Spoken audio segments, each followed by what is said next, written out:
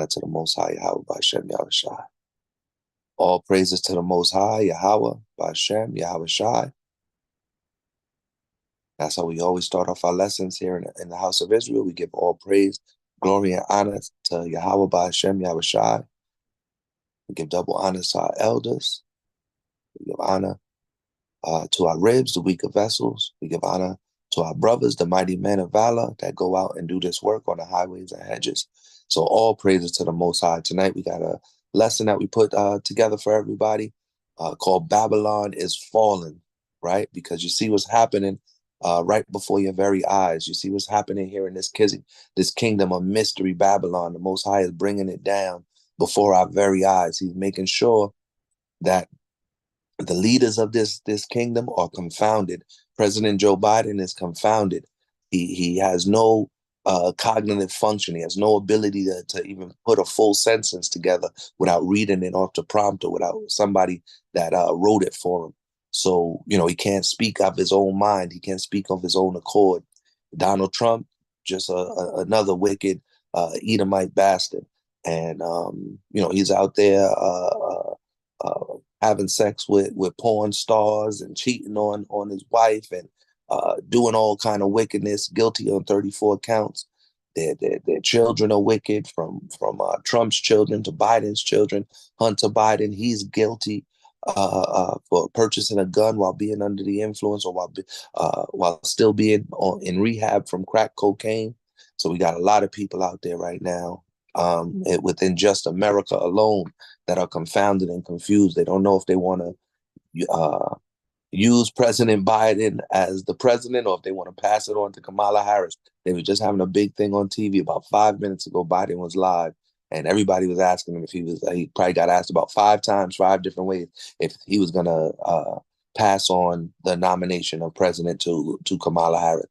But he's insistent that he's ready to go, and we can actually see how the Most High is bringing down the leaders of this wicked country and the leaders of this wicked nation. So we got to continue to go out and do the work.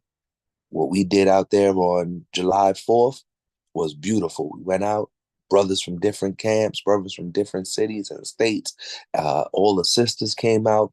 We went out and we brought prophecy to this wicked nation. And the next day, immediately, the Most High began to go to work and to bring this kingdom down, from hurricanes to tornadoes to, as you can see, the leaders started to fumble and bumble over each and every word they said. So I'm going to go ahead. Let me just make sure I got everything I need on the screen. Let's see. All right, so I'm going to go ahead and share the screen, everybody, and let's go ahead and jump right into the lesson. When the videos do start to play, just let me know if you can hear the videos. Somebody just confirm if you can go ahead and hear the videos once the videos do start to play. All right, so we're going to start off. Esau is Edom, the fallen of mystery Babylon. Esau, the wicked one's kingdom. Yazagan, if you could bring out Revelation 11 and 8, Baba Kashar. Right? And this is the book of Revelation, chapter 11 and verse 8. When you got it, say Khan.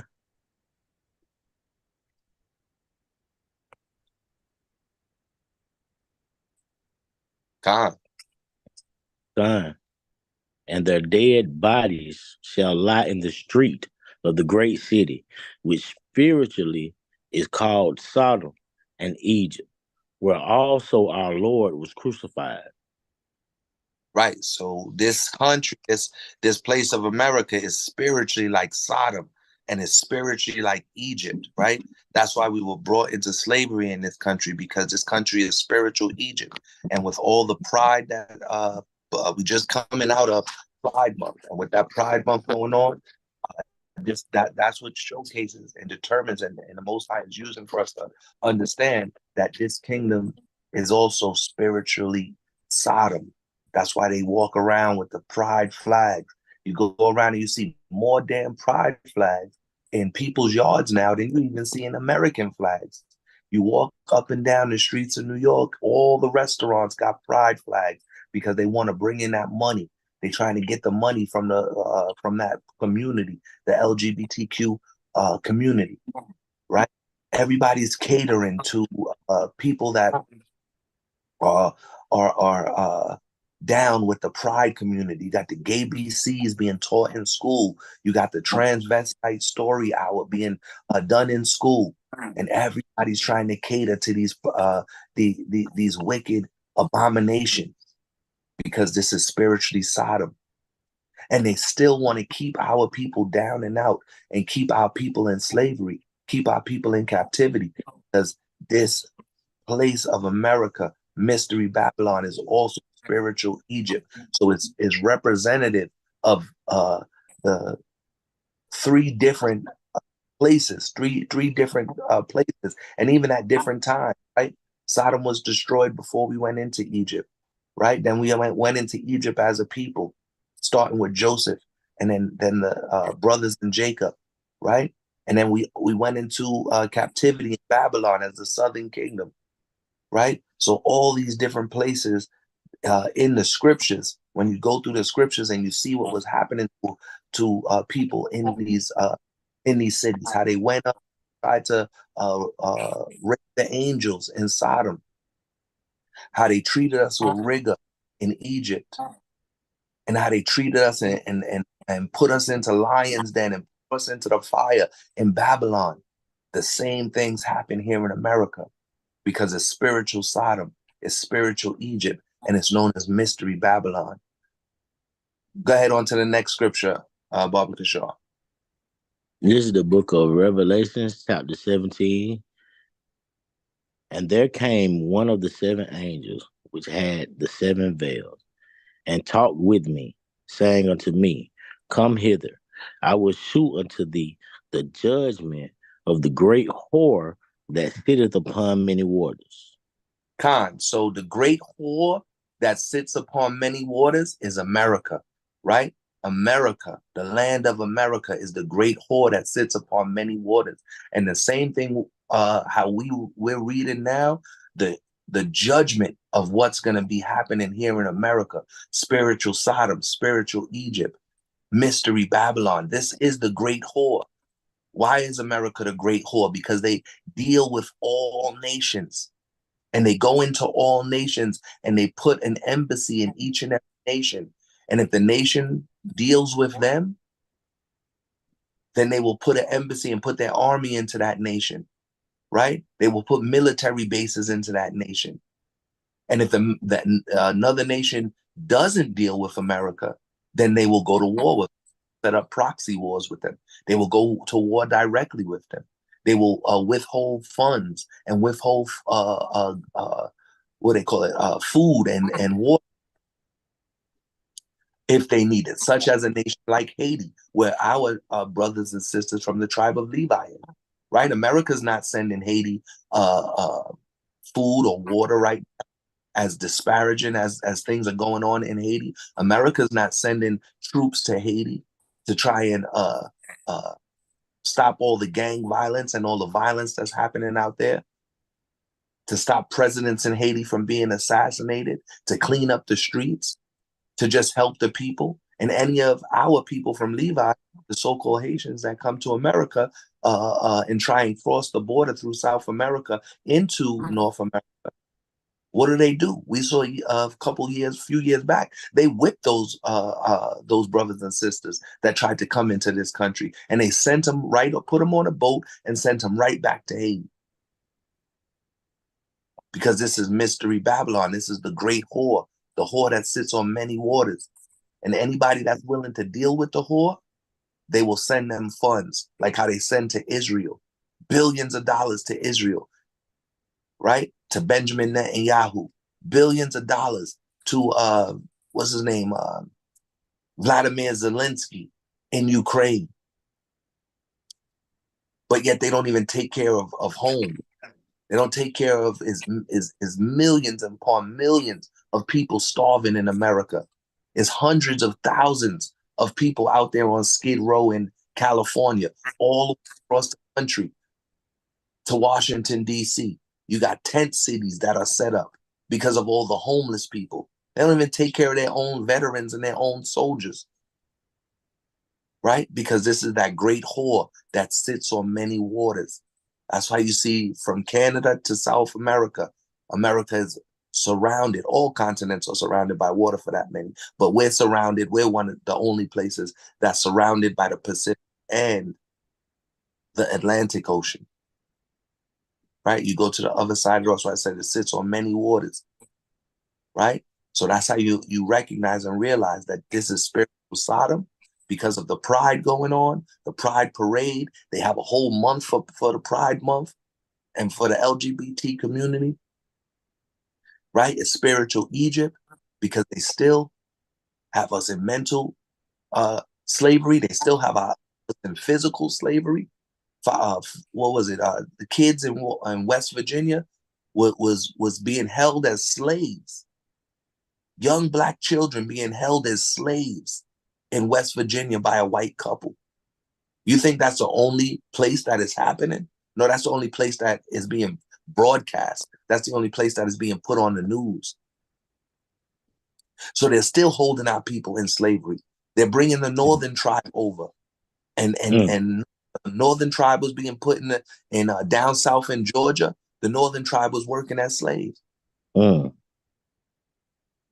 right? And little by little, the Most High is revealing the wickedness of this country, the whore that sits on many waters. Read on, King.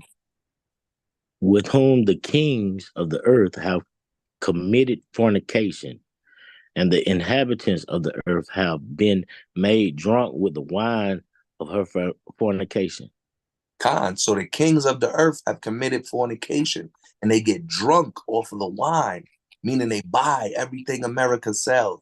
They follow after the American ways. They try to be just like America, right? They commit fornication with America. They deal with America in spite of all the wickedness that America is willing to do to them if they don't deal with them, if they don't get in bed with them. That's how you say that, oh, we got in bed with this country. That country got in bed with us. That's why it's known as a whore. That's why the Bible describes it as fornication. And when they say the scripture saying getting drunk off of the wine, that means anything that they're pouring in your cup, anything that they're telling you, you believe it. Whatever's coming on the news, you believe it. That's why we have to all give all praise to the Most High by Hashem Yahushai that He's revealed the truth to us. And we don't believe that Caesar Borgia is the true image of Christ. And that we don't believe that the laws are done away with. And that we know for a fact, based on the scripture, that we are Israelites. And we know how to treat our brothers and sisters. And we know how to keep the laws within our congregations and within the nation that is being built up by Shema Mashiach Yahushai. Right? Because that's what they want us to do, is to go away from the law and get drunk off of their wine and commit fornication with them by supporting Pride Month. Right? By supporting the wickedness of Sodom and Gomorrah. Right? They want us to remain in slavery mentally and not realize what our heritage is. They want us to remain in slavery and chase after the bag just to build up their country, to pay taxes back to them, and to put money into the billionaires and these billion-dollar corporation pockets. Like the mighty elder Captain Caracas I brought out, putting more money into the Rothschilds and all of these wicked so-called Jewish men, right? The Rockefellers, the Rothschilds, all these different families that control the banking system. What do you think you go to work for? And they want you sending your money back and forth on apps and putting your money and investing it into stocks, putting your money into Roth IRAs. All of these different things is just to keep them rich and to keep us in slavery. Right? Read on, King. So he carried me away in the spirit into the wilderness, and I saw a woman sit upon a scarlet colored beast, full of names of blasphemy, having 7 heads and 10 horns. right? That woman, right? That's riding on the beast with the blasphemous names and the horns, right? That's going to dictate the countries that are power alongside America, right? So you're going to get Europe, right? You're going to get Germany. You're going to get these countries that are in power and above the top powers that are down with NATO and in the UN, right? The European Union, right? But America is at the head of this. America is that great whore that's riding the beast, right? And then, like I said, the 7 horns. Those are the other powers that are working with America to keep everybody in the dark, everybody down and out. Read on, King. And the woman was arrayed in purple and scarlet color, and decked with gold and precious stones and pearls, having a golden cup in her hand full of abominations and filthiness of her fornication. That's the same thing we just read in the previous verse. The golden cup that everybody is drinking from, right? Getting drunk off the wine out of that golden cup. And the golden cup is full of abominations. What are some of those abominations? Like we read in Revelation chapter 11, spiritual Sodom. Some of those abominations are the LGBT community. Men dressing up like men, having sex with men, laying down with men, women laying down with women in the way that they should have laid with men, aborting babies, giving up their children, right? These are some of the abominations that are in that cup that everybody's drinking off of, meaning everybody's okay with it. They turned a blind eye to it. They actually end up supporting it because they're drunk. They see the gold, they see the money. That's what the gold. That's why when she's decked out, this whore is decked out in gold. So they make everything look good. They put that money in front of your eyes and make you chase after the bag. So now you think you got everything under control because you got a few dollars in your pocket, because you look just like the whore. You look in the mirror and you don't even realize that you're looking like a whore, willing to commit fornication, willing to commit abominations, right? Willing to support fornication and abomination within your own communities, within your own family, within your own neighborhood, instead of sticking to the law, statutes, and commandments, right? Something as simple as eating pork is an abomination before the Lord because the pig is so dirty. So instead of repenting, right, and humbling ourselves before the Lord and praying and asking for forgiveness, you got our people out following after the great whore, committing fornication, committing abominations. Why when we look at most of these TV shows, right? You look at Power, for example, with the Power that's out right now. Why Mary J. Blige's son got to be the gay kid? Ain't no gay white person in that show, but Mary J. Blige's son, who's supposed to be an Ephraimite and has a sister as a mother, Mary J. Blige. He's the one that got to be gay in the show. It's always our people. When President Biden was forget what event they was at, but it was like some gospel concert or something, and he was standing next to the damn gay guy from whatever show that is that they got that gay guy got famous off of, and the gay guy's in a glittery, sparkly dress with a damn perm. Slakia, Billy Porter. Yeah, there you go, Billy Porter, the water cap, and the president standing right next to him. That's the whore. That's the fornication. That's the abomination right there, because they're trying to push their agenda and push it onto our people. And which is why it's so important for us to continue going out and doing the work in spite of everything that's going on around us. Continue to go out and do the work. Continue to go out and speak prophecy, like we read in this chapter. Prophesy the judgment of this great whore that commits her fornication and sends out abomination across the entire world. Right? You got to verse 5. Read through to verse 5, Baba Kashaw. And upon her forehead was a name written, Mystery Babylon the Great, the mother of harlots and abominations of the earth. Khan, Mr. Babylon the Great. So America so far has been identified as spiritual Sodom, as spiritual Egypt, and now it's being identified as Mystery Babylon the Great, Esau's wicked kingdom. This kingdom of Esau's is full of wickedness. And it's called Mystery Babylon the Great because so many people are still asleep.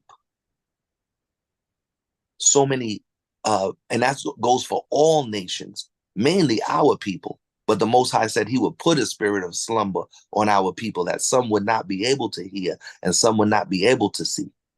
That's the 2/3 of our people that are going to still follow after these wicked, that are still going to eat these wicked foods that are abominations in the Most High sight, that are going to go out and become a part of or support the LGBTQ community, that are going to support a wicked leader and wicked ruler like Joe Biden or Donald Trump, that are going to look at Kamala Harris and try and convince you that she is a sister. Meanwhile, she's a Elamite, right? So that's the name that's written on the forehead, Mystery Babylon the Great, because America resembles Babylon and the wickedness that comes from Babylon, Egypt, and Sodom and Gomorrah is what's in the cup that America is feeding to everybody, force feeding to our people in cartoons, in movies, magazines, advertisements. When you're walking around your city, they're force feeding the wickedness. Restaurants, they're force feeding the wickedness to our people. It's up to us to fast and to meditate and to pray and to stay away from that wickedness, to separate ourselves and to gather together as a nation. And all praise to the Most High. The more Israelites that the Most High wakes up, the more Israelites that the Most High seals with his laws, statutes, and commandments, and the more Israelites that keep faith in Yahweh Bashem Yahushai, the more the Most High is bringing down and burning this wicked kingdom Babylon, right? Go ahead to Revelation 18, chapter 2 and 4, Baba Kishar. This is the book of Revelations, chapter 18, starting at verse 2 through 4. When you got to say, come.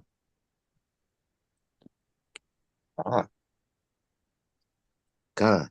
And he cried mightily with a strong voice, saying, Babylon the Great is fallen, and is become the habitation of devils and the hold of every foul spirit and a cage of every unclean and hateful bird. God, right? The angel cried out, Babylon the Great is fallen, right? Because that's what the Most High brings us out when we're prophesying judgment upon this wicked kingdom. We're coming out and we're saying, look, this wicked kingdom is falling before your very eyes, talking to our people, wake up, stop scoffing, stop denying the law, stop denying the fact that you're an Israelite, wake up. Stop believing your wicked Christian pastors who just want your money put into their collection plate. Stop believing the wicked Catholic Church that are a bunch of idol worship and abominations themselves. Stop supporting these Jewish this Jewish state of Israel and come back to the nation of Israel so that we can build Yahweh Bashem Yahweh Shai's kingdom, the kingdom of Israel. Right? Read on.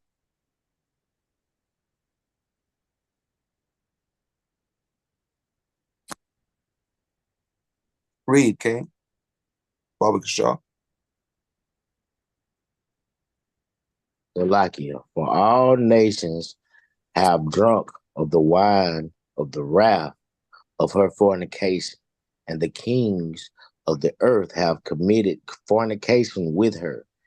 and the merchants of the earth were waxed rich through the abundance of her delicacies. God, the kings of the nations have committed fornication. All these different leaders, these presidents, right? Vladimir Zelensky, Benjamin Netanyahu, they are committing fornication with America by dealing with America, by requesting weapons and funds from America.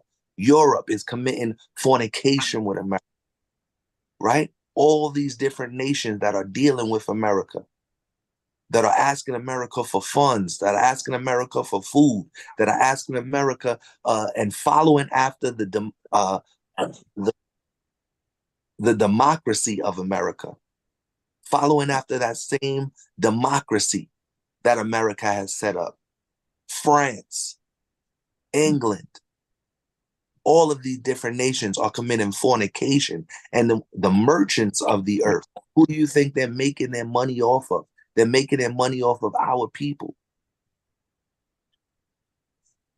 taking all of the money that our people are making, and we have to put it back in rent. We have to put it back into bills. We have to put it back into car note. We have to put it back into food. We have to put it back into everything, because that's the curses that we go under, right? We would come to them for want of all things, for thirst, for food, for clothes.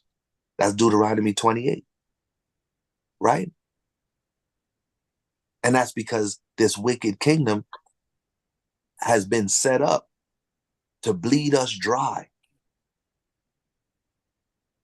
You make a little bit of money, you want to put it in the bank, you want to save it, you want to do things, it goes right out. Right? Priest Sabak brought that. It's a scripture where it says your money will be put in bags with holes. So no matter what, all the money that you're making, it's like you're putting it in a bag with holes. You constantly got your bills due. You constantly gotta buy something new. As soon as the week is over, you get paid at the end of the week.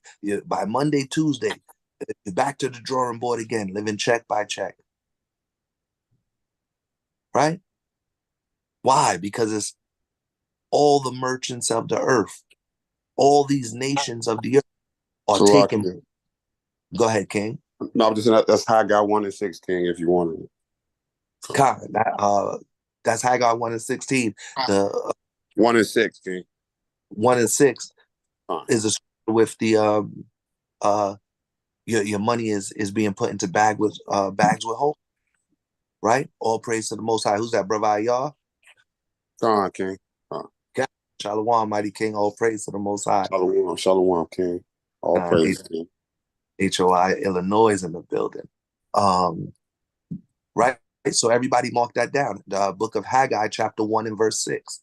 So if you ever wonder why you done got your tax return, you done got a settlement check, you done got your 2 weeks done came in, and you worked hard all 2 weeks, and now your paycheck came in, and then by Tuesday, Wednesday, all of a sudden 3/4 of your check is gone. Half of it's already taken by damn taxes.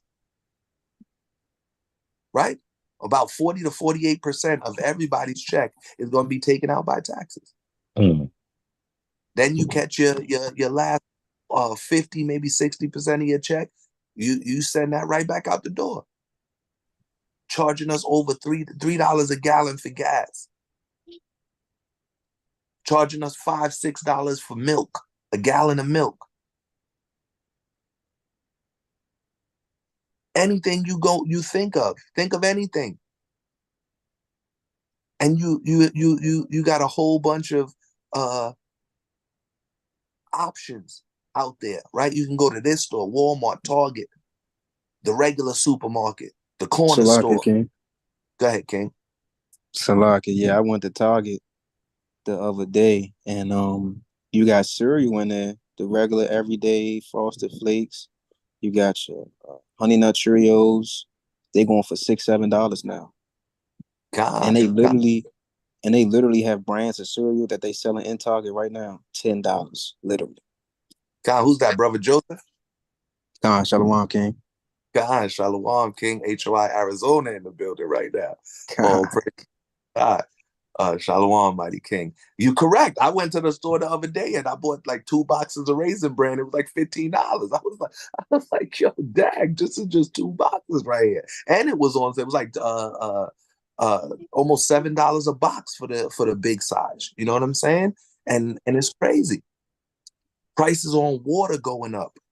All of these different things is to keep us down in this society because all the merchants of the earth have drunk and gotten drunk off the fornication, off the wine of mystery Babylon, on that, and are having fornication.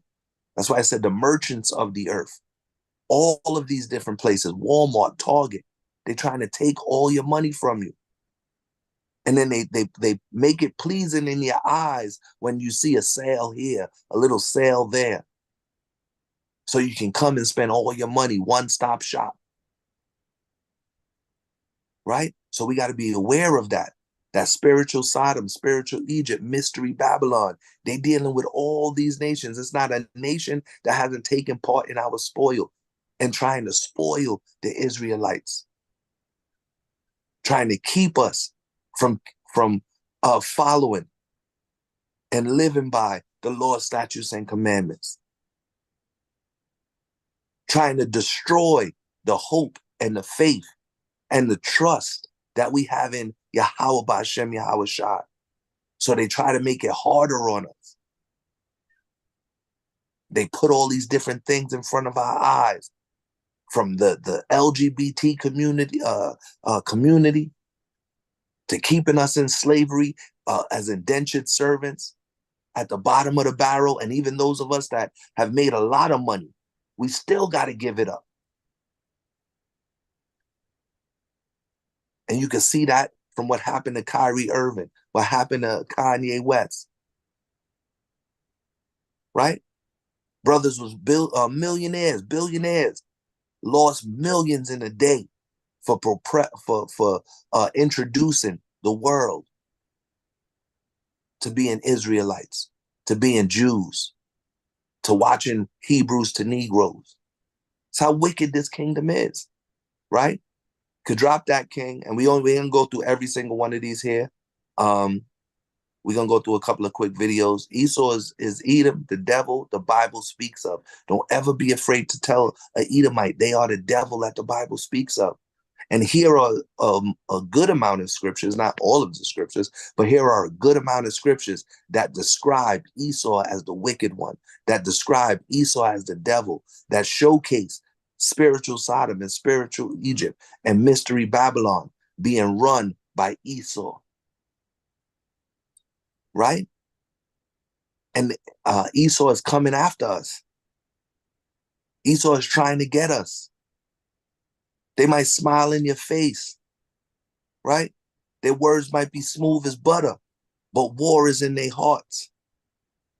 And that's what the scriptures say. That's why the scriptures say, never trust your enemy.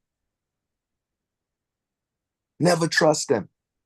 They have our women trying to follow after their ways, right? And our women committing whoredom.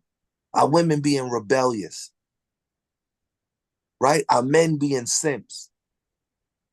Our men being unwilling to stand up for their nation and stand up for their people and stand up in their community and say, keep the law, statutes, and commandments and faith in Yahweh Shai. And the devil of the Bible is Esau, the so-called white man, and his entire nation, the nation of Edom. Right? Get that first one, King. Genesis 25 and 27.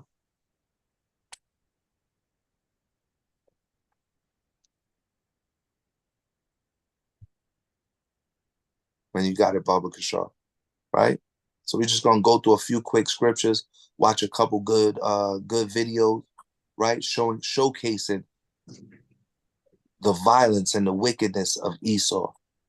Read that when you got it, King. Genesis 25 and 27, Baba Kishar. This is the book of Genesis 25 and 27 when you got to say, Khan.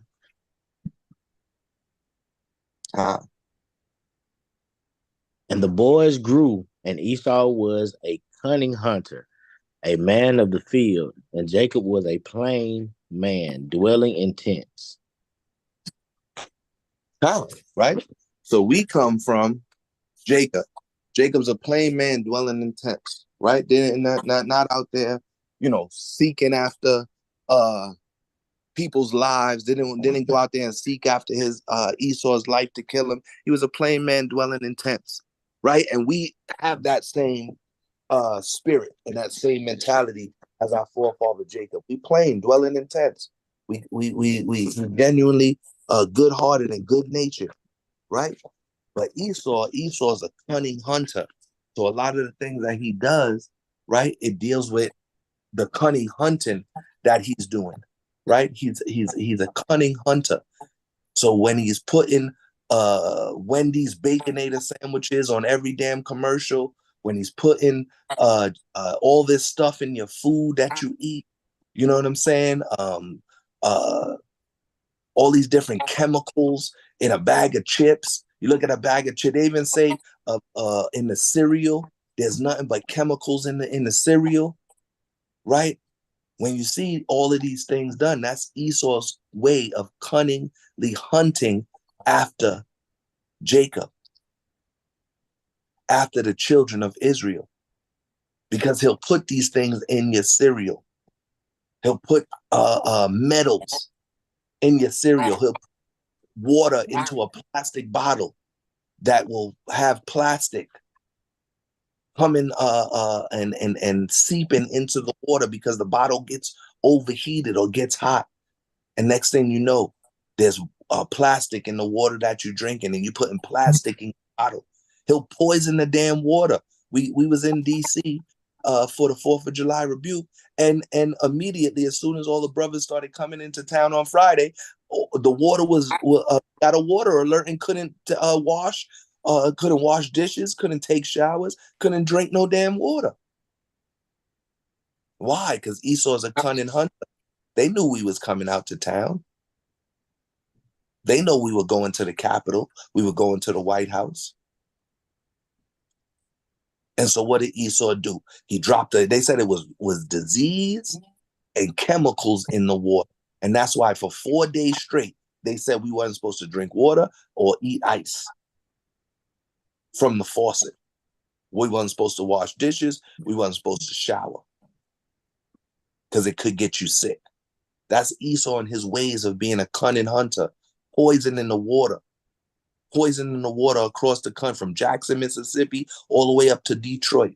Poison in the water on the reservations of our Native American brothers and sisters from Arizona all the way up to upstate New York. Because Esau's a cunning hunter, so he'll poison the water. Soon as all the brothers come into town, he'll put out a alert to try and stop us, to try and put fear in our hearts, to try and put disease in our body. Right? So Esau is a cunning hunter. That means we got to be, that's why Yawasap said, we got to be wise as a serpent and harmless as a dove. So we got to be wise to the wiles of Satan, the wise to the wiles of the devil Esau. Because they're going to use cunning, slick ways. They're going to have slick words and have slick talk, like a can of oil. They're going to be like a slippery serpent. And we got to be wise as serpents as well and harmless as doves. Go ahead and bring out the second scripture, Job 9:24, King. This is the book of Job 9:24 when you got to say, Con.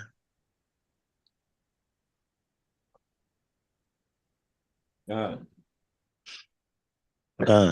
The earth is given into the hand of the wicked. He covereth the faces of the judges thereof. If not, where and who is he? Right? If not, where and who is he? If Esau isn't the nation of Edom is not the devil the Bible speaks of, then if not, where and who is he? Get somebody out there to prove the Bible wrong. Get somebody out there to prove our elders wrong. If not, where and who is he? Prove us wrong. Nobody's able to do it because the Bible is specific. The earth was given into the hand of the wicked. So it's showing you the rulers of the earth the rulers of mystery Babylon and spiritual Sodom and spiritual Egypt, they are wicked. So it's like a puzzle you putting together when you get these scriptures. Esau's a cunning hunter. The earth was given into the hand of the wicked. So who's ruling the earth? This cunning hunter right now. That's why he's riding, or she, the whore, is riding on top of the beast. Right? So the next scriptures, we're not going to jump into those. We're going to jump down. But the next scriptures speak of Esau's blessing. Right? Esau was given a blessing of the sword. The Most High made Esau his sword. Right? And then it says in the book of Psalms, the wicked is the sword.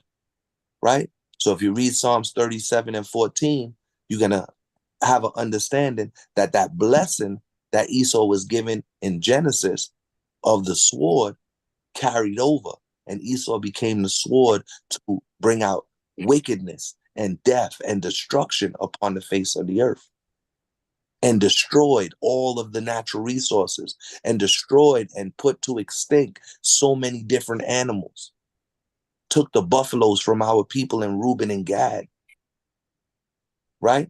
Is out there now destroying the farmland so that they can create fake foods and Beyond Meat and Impossible Burgers. You don't know what the hell it is you eating in a goddamn Impossible Burger.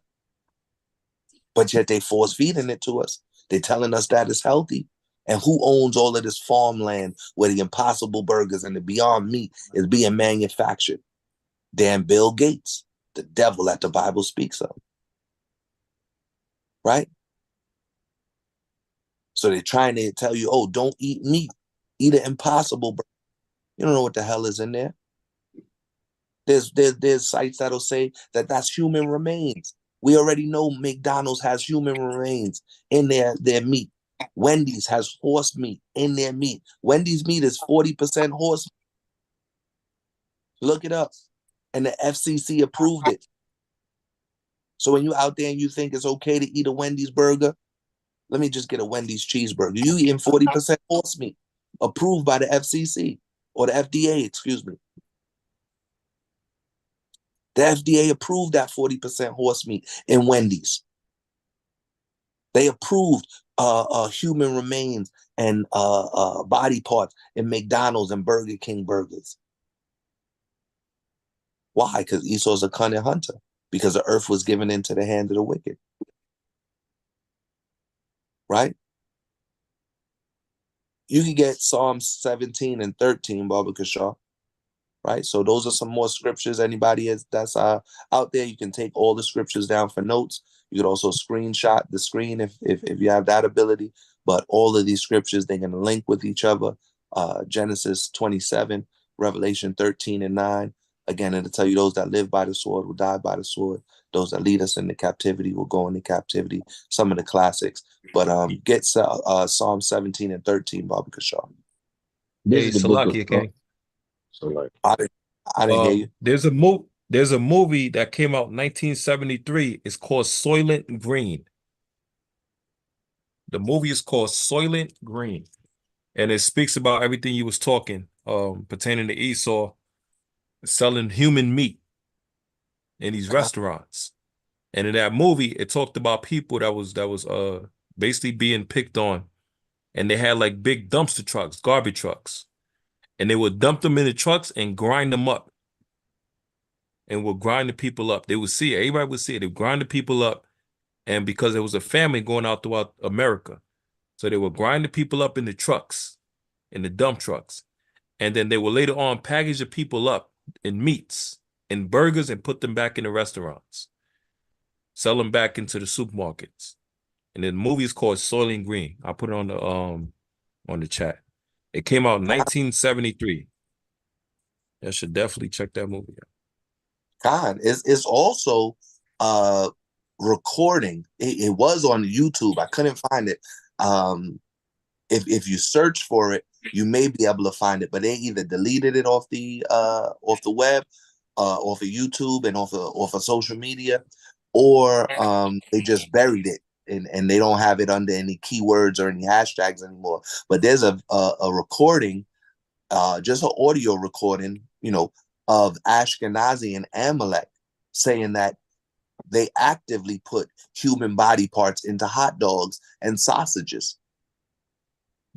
Right? Oscar Mayer Franks, Nathan's Franks, Sarbert Franks, all these different Franks, and Ballpark Franks, all these different hot dogs.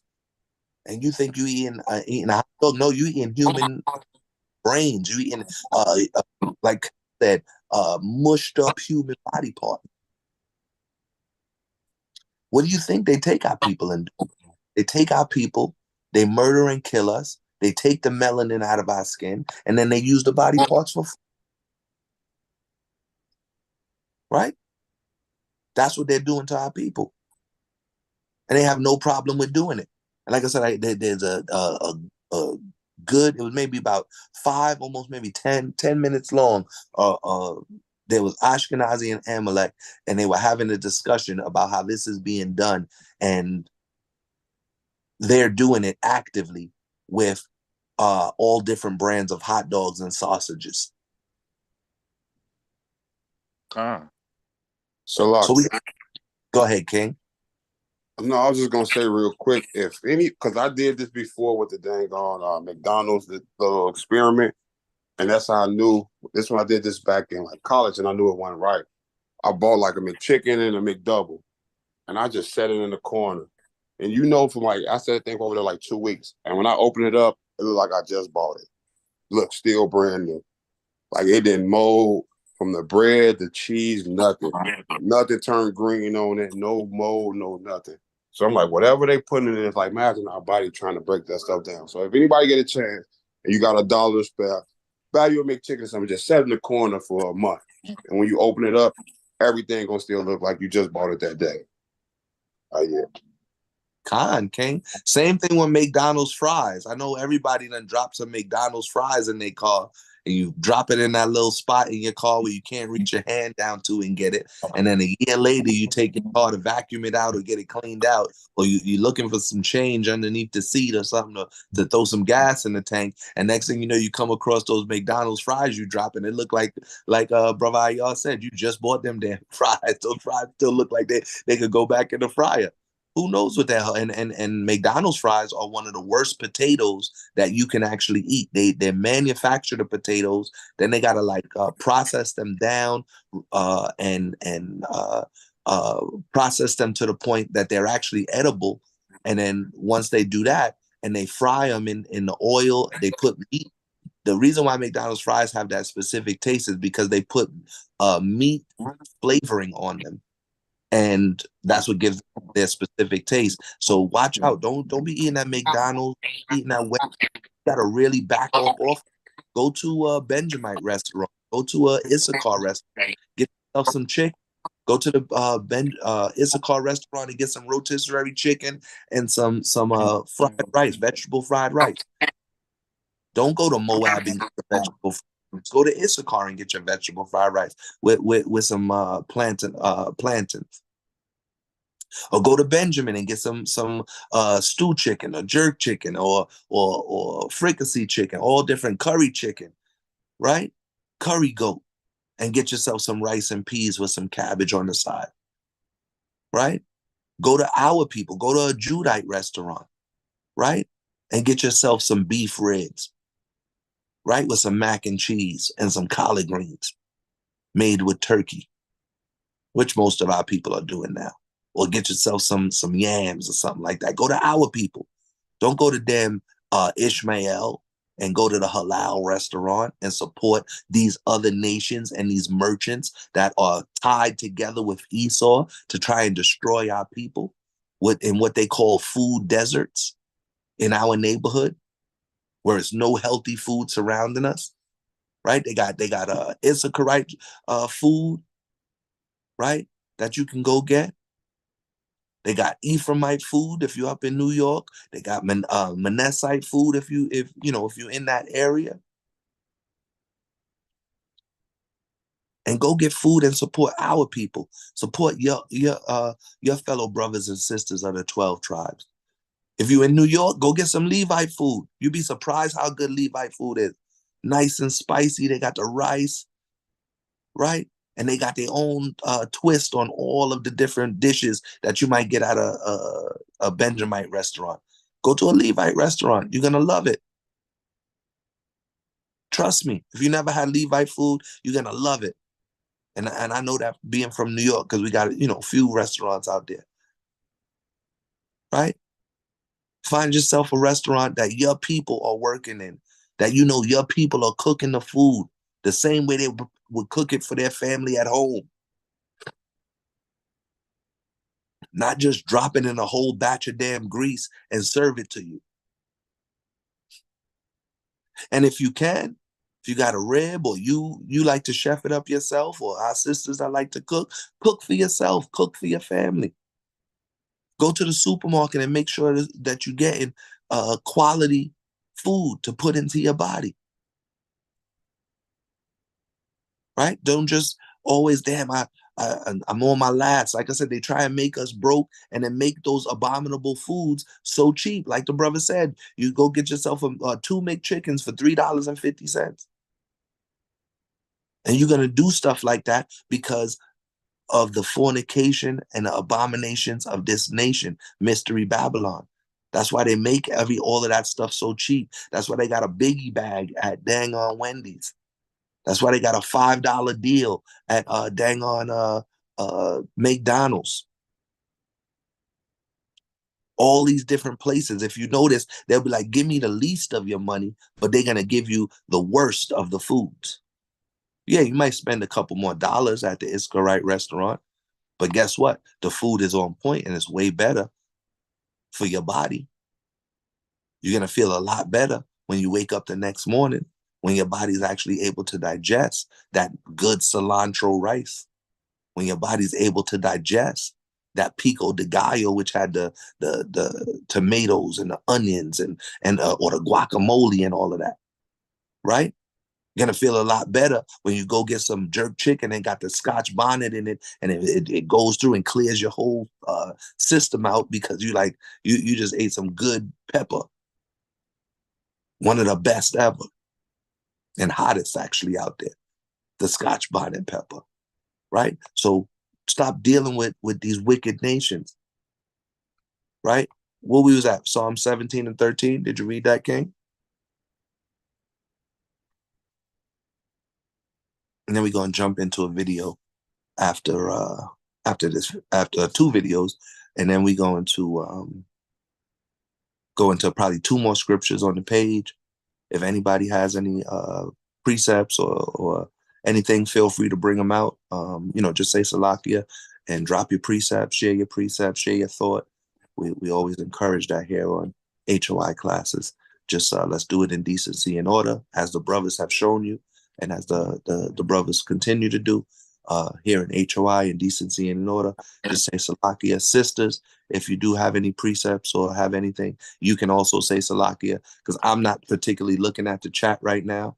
I'm looking at the lesson plan. So if any of the sisters, you can go ahead and say Salakia and bring out your thought and bring out your scripture or your precept as well. All praise to the Most High. Bring that out, Yazayan Baba Kashaw. And this is the book of Psalms, chapter 17 and verse 13.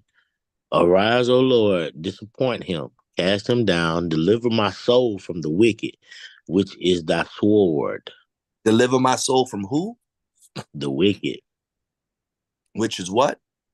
Which is my sword.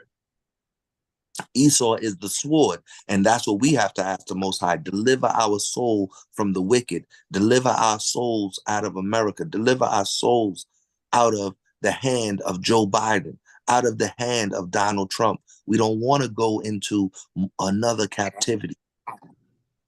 Deliver our souls from the wicked, which is the sword, right? And Esau is the wicked. Esau has the sword. That was his blessing. And he lives by the sword. He will die by the sword. He's going to be burnt up with a fervent heat. A heat enough that it's going to melt the elements. Because he's going to be destroyed in nuclear fire. Right? So all praise to the Most High. Right? So let's jump into this video real quick. So everybody, like I said, let me just make sure y'all can hear it. If you've been in a car accident, it's important that you do not sign anything the insurance companies give you if you do not have proper. Right. So this video is you're gonna see Esau being the cunning hunter that he is, as Esau is now planting drugs, right, and doing wickedness to one of our brothers and sisters out there just so they can arrest them and so they can harass them, right? So we're gonna watch a little bit of the video. It's only a 4-minute video. We're gonna go ahead and watch it. Anybody have any comments on the video? Feel free to bring it up. Just say Yeah, Salakia. Salakia. The video's up sideways. Sorry, can you see it? Can you see it now, Kat? Yeah, that's good. The Okay. water. The Water King.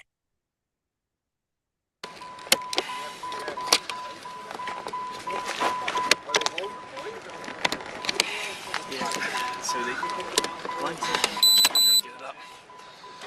Oh well.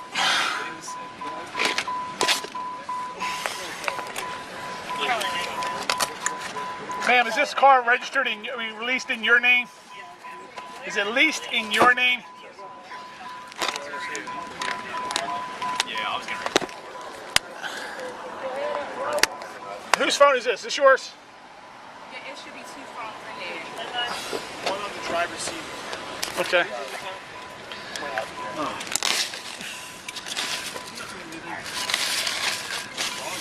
No, I know.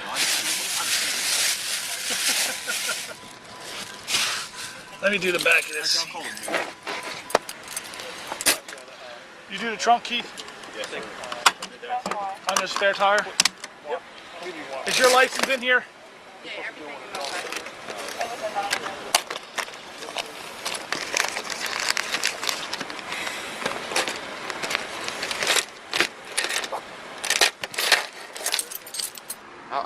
I just turned on.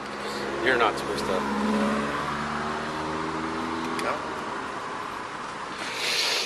See, damn wicked ass cops had their body cameras off while they was planting drugs in the sister's car.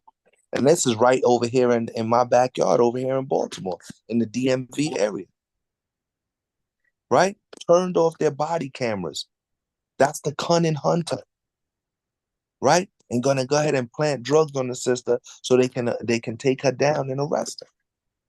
Right? Did anybody check this compartment here yet?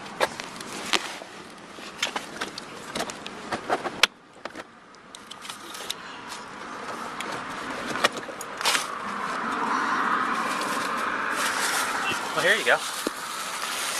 Now we clearly just saw the man check the front seat. The whole first half of the video, the police officer checks the front seat. Now all of a sudden they start talking slick, right?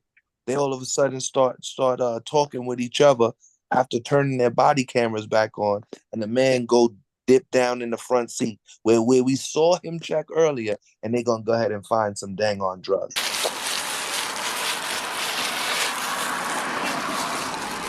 Oh yeah. Oh yeah. Oh my God, I knew it. That's why they were freaking out. That's the weed smell right there, That's too. why they were freaking out. Oh, these are like little fives.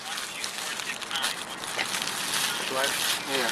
She had a maximum 5 weed and 5. And we know the damn Baltimore PD is one of the most wicked police departments on the face of the earth. They got you see it in different shows. They had 2 different shows on HBO about how wicked the Baltimore Police Department is. That's right. Right? Small bags, and here's some dirt. Hey, I'm gonna go hot just for this recovery and everything. Yeah. But I've been off because The man found, all of a sudden, a half hour later, the man finds pills, he finds weed, everything is bagged up and ready to sell, all because they trying to throw our sister behind bars because they ain't got nothing better to do. That's why there's so much crime in our neighborhoods, because Esau is driving around not doing his job, hunting after us. I wasn't obviously hiding, so. Somebody give Sergeant Yeah. Hey, we're good. I'm gonna kill you. Have me all nervous. You want to call them, make sure they know that. Right? And you see 5, 6 cops. We're gonna get off this video. You see 5, 6 cops surrounding the dang on sister and the sister's car. And we can't do nothing about it. Right? This is the Esau being the cunning hunter that he is. Right?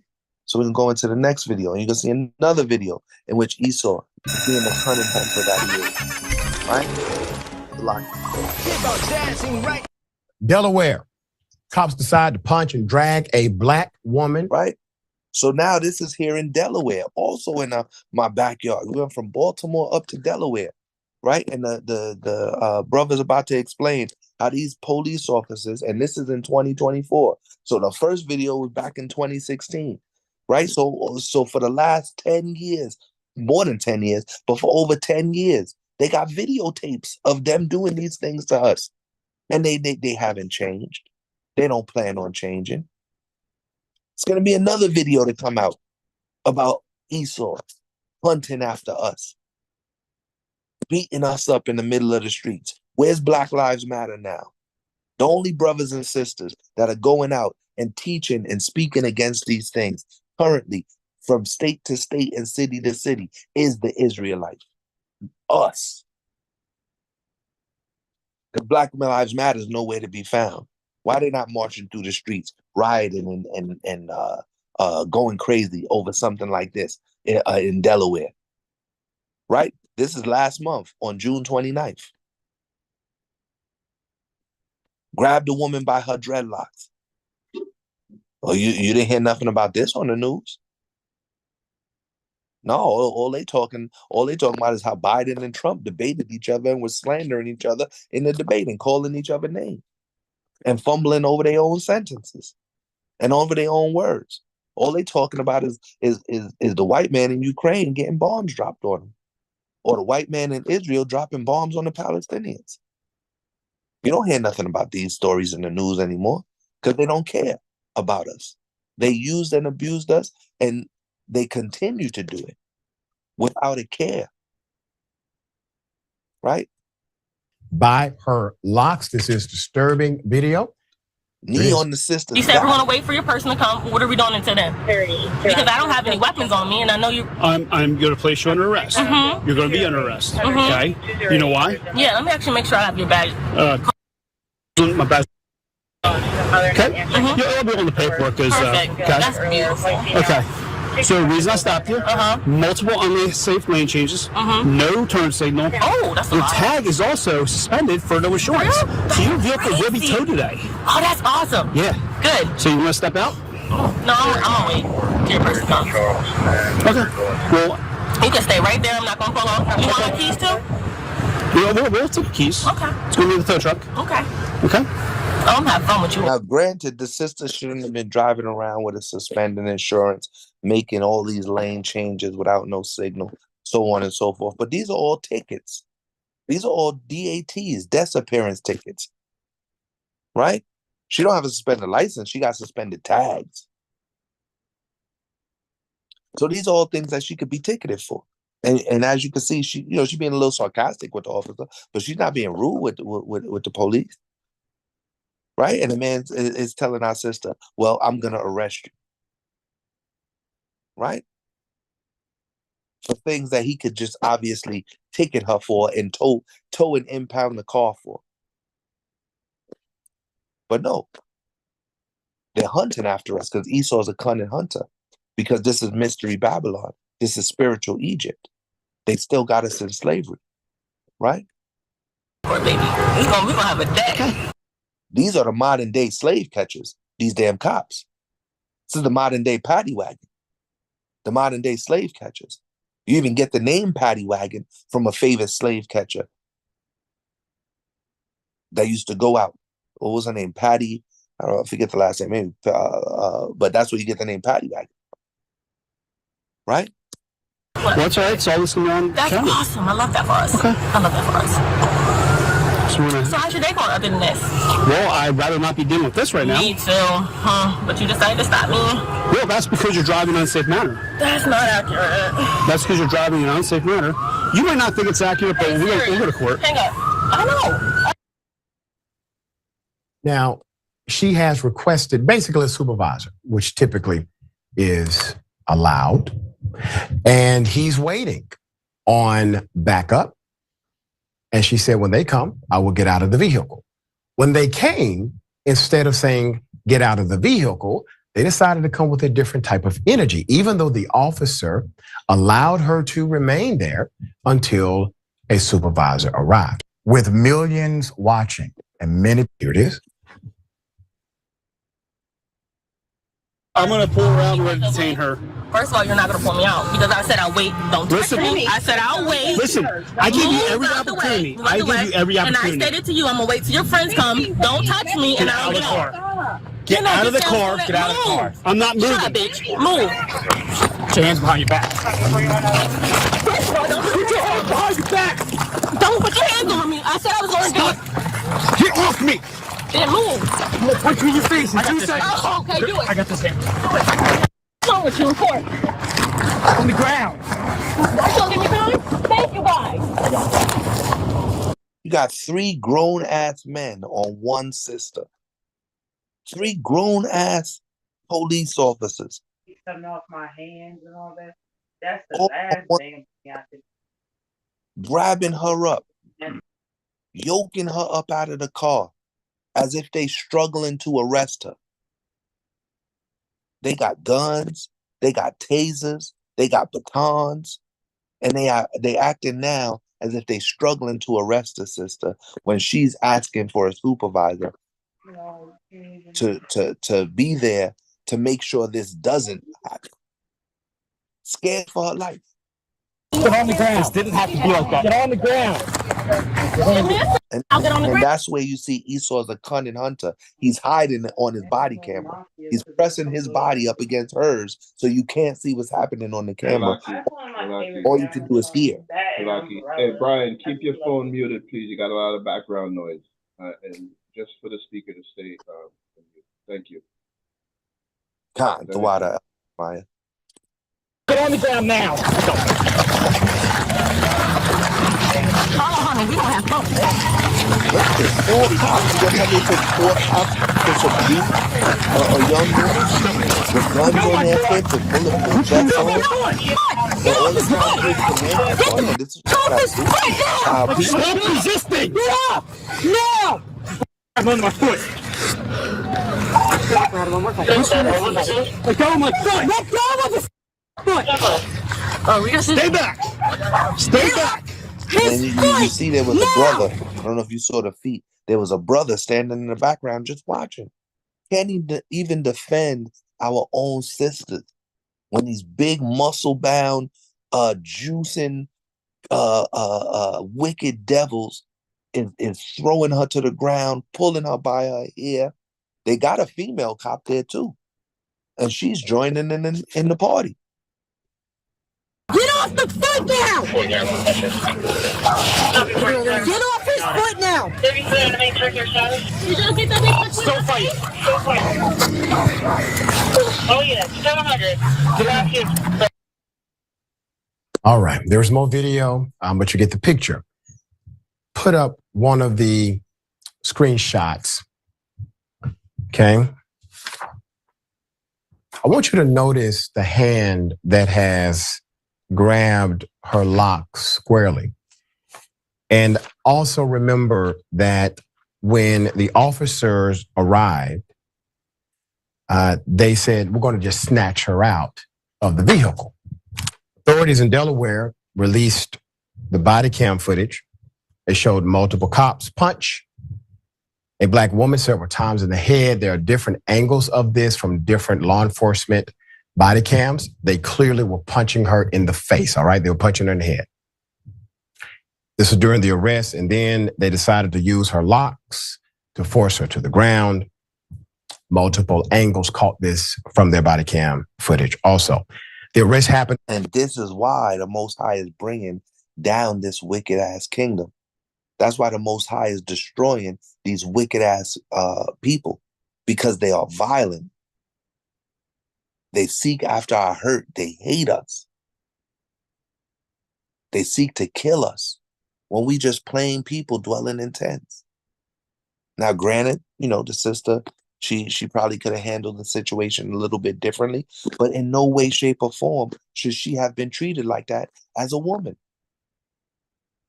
And one of our sisters should have not been treated like that by these wicked ass devils.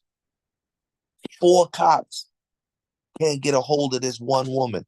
And if they would have treated her differently and she would have maybe, let's say, handled it, they could have just put the cuffs on and did whatever. But no, they yoked her up and snatched her out of her car. Of course you're going to want to defend yourself. June 29th in Bear, Delaware.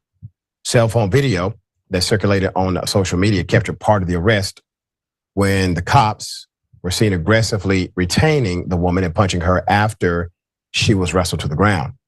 The video spurred controversy online, prompting Newcastle County authorities to release footage from the body cameras of all the officers involved in the arrest in an effort to shed more light on the incident. So police say the arrest happened after one officer tried to pull a woman over for multiple traffic violations. After she... And I think that's it on the video, right? Go ahead, Barbara Shaw, and please get Lamentations chapter 4 and verse 18.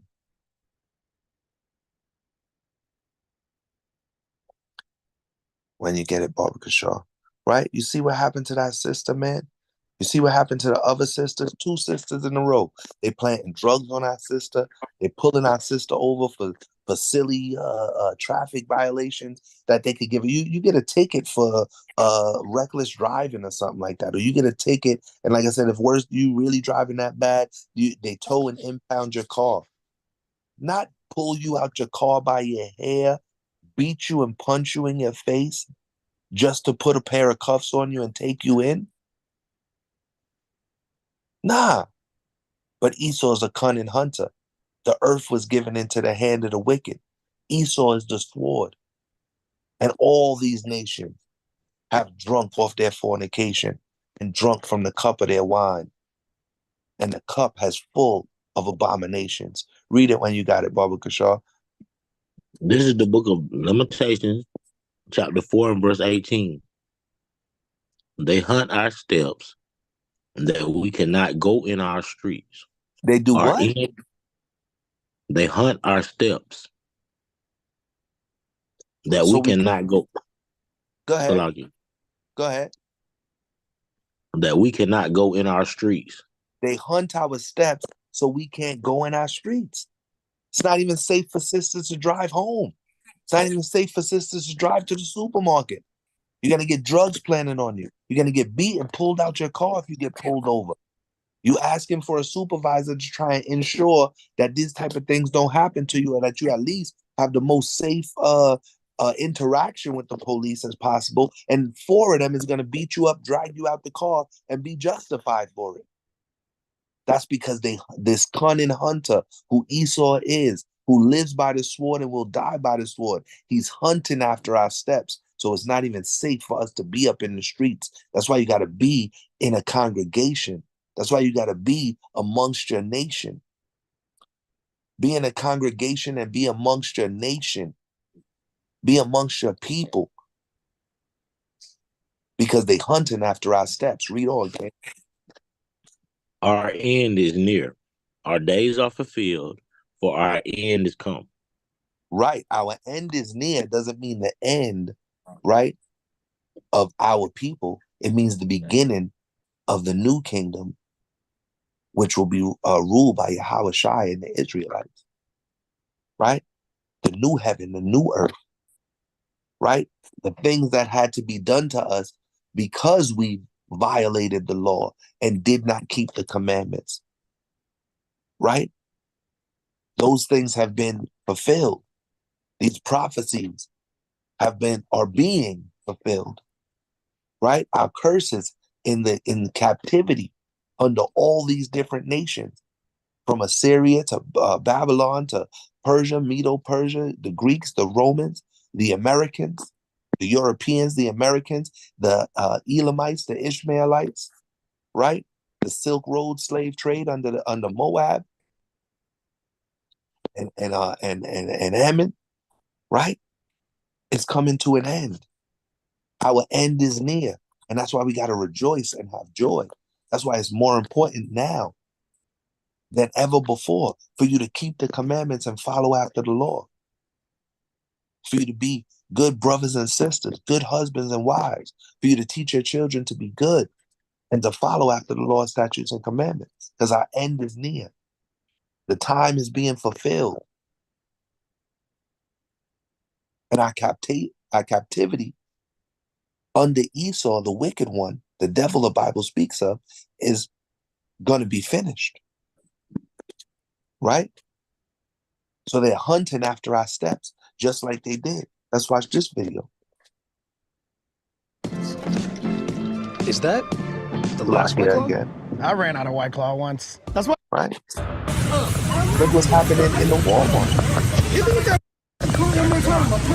My man just said, I'm gonna punch you in the face. You got two sodomite wicked white women, right? You got one butch with on the left-hand side with the gray shirt, and then you got her girlfriend with this damn blue dress on, and they following after one of our brothers, right?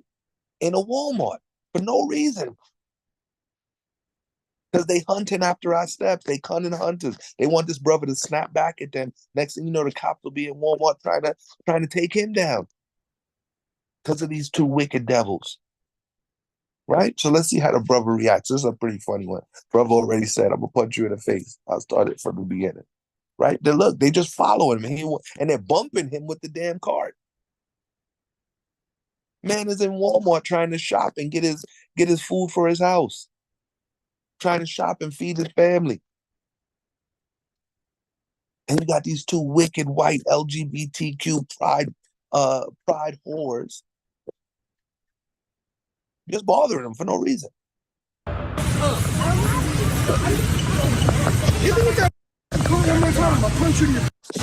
That's my favorite part of this. So you hit me one more time, I'm gonna punch you in your face. He wasn't playing no games with these two wicked devils, right? They hunting after our steps. A man can't even take a few steps in the damn Walmart without these two wicked devils trying to stop his stride. Man is on the phone right now. How disrespectful is that? Man is on the phone doing his shopping, and they just running the cart into the back of his legs. And anybody that ever had that knows it hurts and it messes up your feet and messes up the way you walk. You know, in that moment, could fall and hurt yourself or something. And they don't got no fear. It's a pretty, brother that looks like he can handle himself. And they don't care. Right? Sitting there drinking a damn Pepsi. Wicked ass devil. Off of me. I said pick the off of me. You just hit me. Lady, you need to stop. You've been harassing him this whole time. Thank you. I've been recording you, ma'am. Of course you are. And then what? What are you gonna do? Hey, turn around, dude. We're done. Not a goddamn We're thing. done. Oh. We're done. Oh. Don't get close, man. Back away.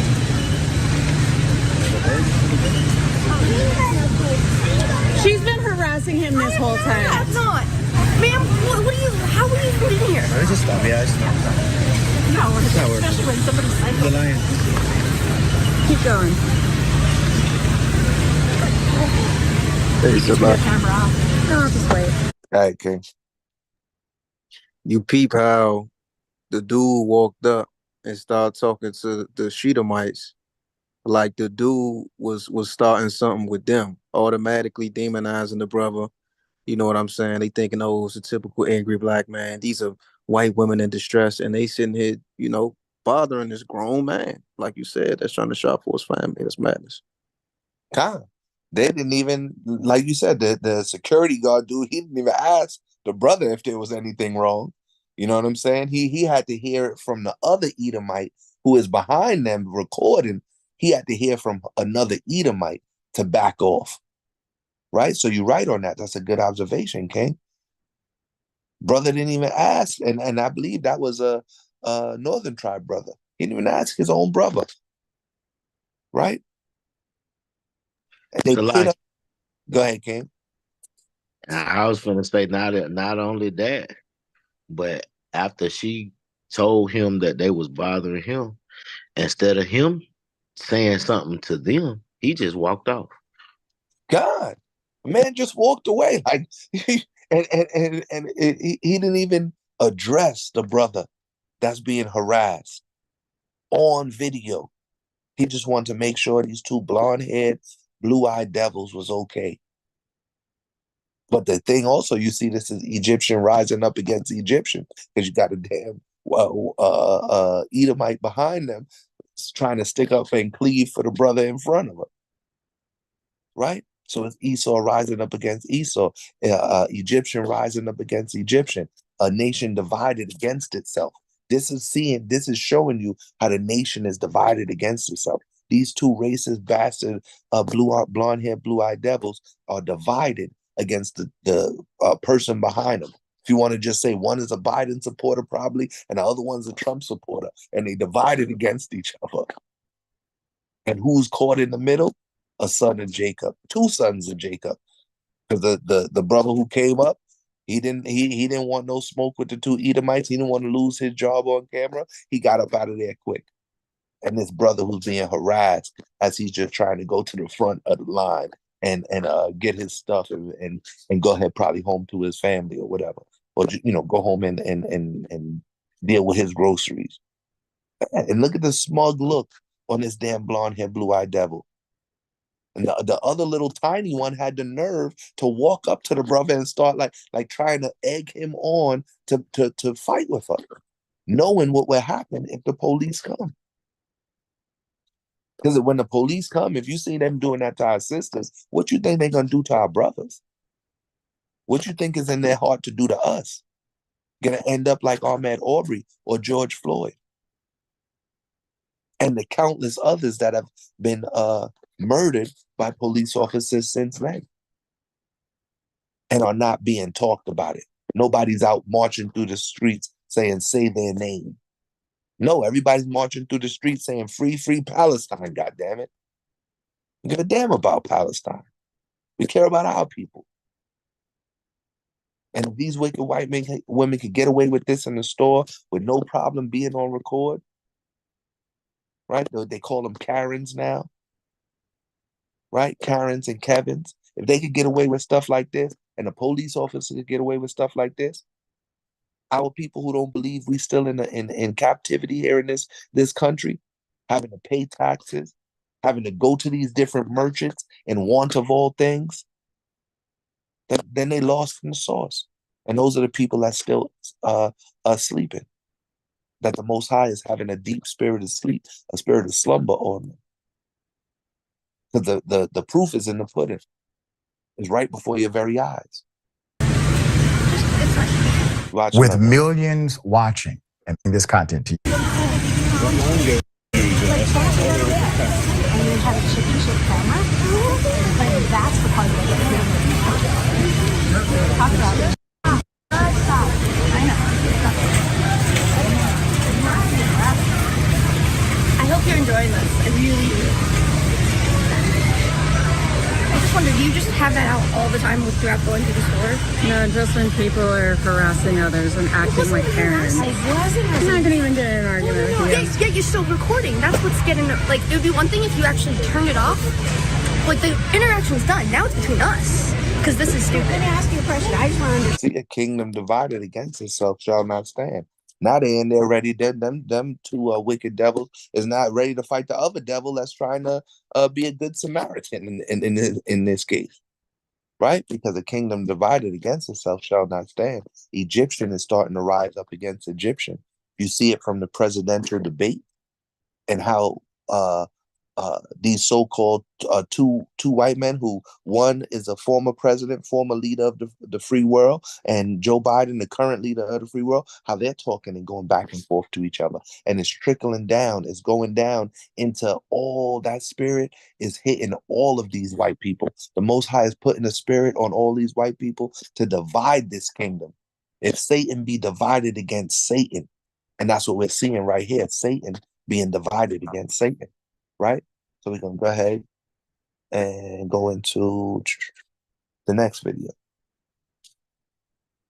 I only paid right? So we 99 only cents watching a for few all of minutes these of the shoes, videos. and let me show All you the how. videos, First, go and if you download did want to check AliExpress them, because they're offering a new you know, user deal catch where them you get on to buy 3 HOI items and North only pay Carolina, 99 HOI cents. NC It has free is the shipping, page. We free have the returns, videos and a in 75. the class, 3 men who gunned right? down a black man So will these 3 dudes avoid right here, hate. hunting after the steps of a brother. These 2 men right here gunned down, Shalaki King, and they don't. Go ahead. Who's that? your phone is twisted to the side again. Better? Huh. Salakia. I gotta make sure that could be my battery starting to die out. I'll check it in a second. But these brothers or these wicked devils actually killed and murdered a brother. They chased him down and they gunned him down, and they avoided any hate crime charges. Right? 3 young white boys went and chased a young brother down, and they avoided any hate crime charges. And like I said, none of these stories that we're seeing, from the sisters being pulled out of their cars and having drugs planted on them, to these 3 white men or white boys who went and gunned down, chased down, and then gunned down one of our brothers. Not seeing none of it being put in the news. Crime charges. I'll tell you why. At least the reasoning. Jacksonville, Florida, Ryan Nichols, Daniel DeGuardia, Holden Dalton, all arrested after the body of 39-year-old Gary Jackson was found behind a dumpster on May 2nd, 2023. It's last year. A year ago, they gunned this brother down and left his body behind a dang-on dumpster. No care for him. That's why it says in the scriptures and Lamentations, they hunt our steps, and we're not even safe in the streets. Pleaded guilty for the roles in the murder, but would avoid hate crime charges. With millions watching.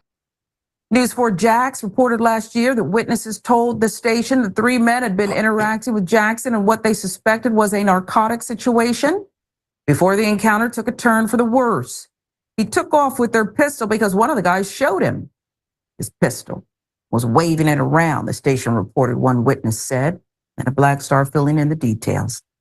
According to Dodson's testimony, Nichols was the one who started chasing Jackson. After a brief pursuit, he came back to the car and accused Jackson of stealing his gun. Guardia said that they got into the car and Nichols told him where to drive. According to police, all 3 men were seen chasing the victim in a vehicle after 2 a.m. that morning. One point, as Jackson attempted to hide behind a dumpster, Nichols jumped out of the car and chased him on foot.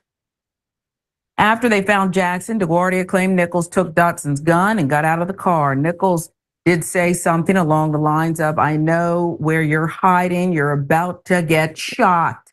They hunt our steps, and we're not even safe in the streets. They chased this man around, and the man was hiding behind a dumpster. He didn't want to lose his life. And they told him, "We're about to shoot you." Right? They don't have no fear of just saying, we gonna shoot you.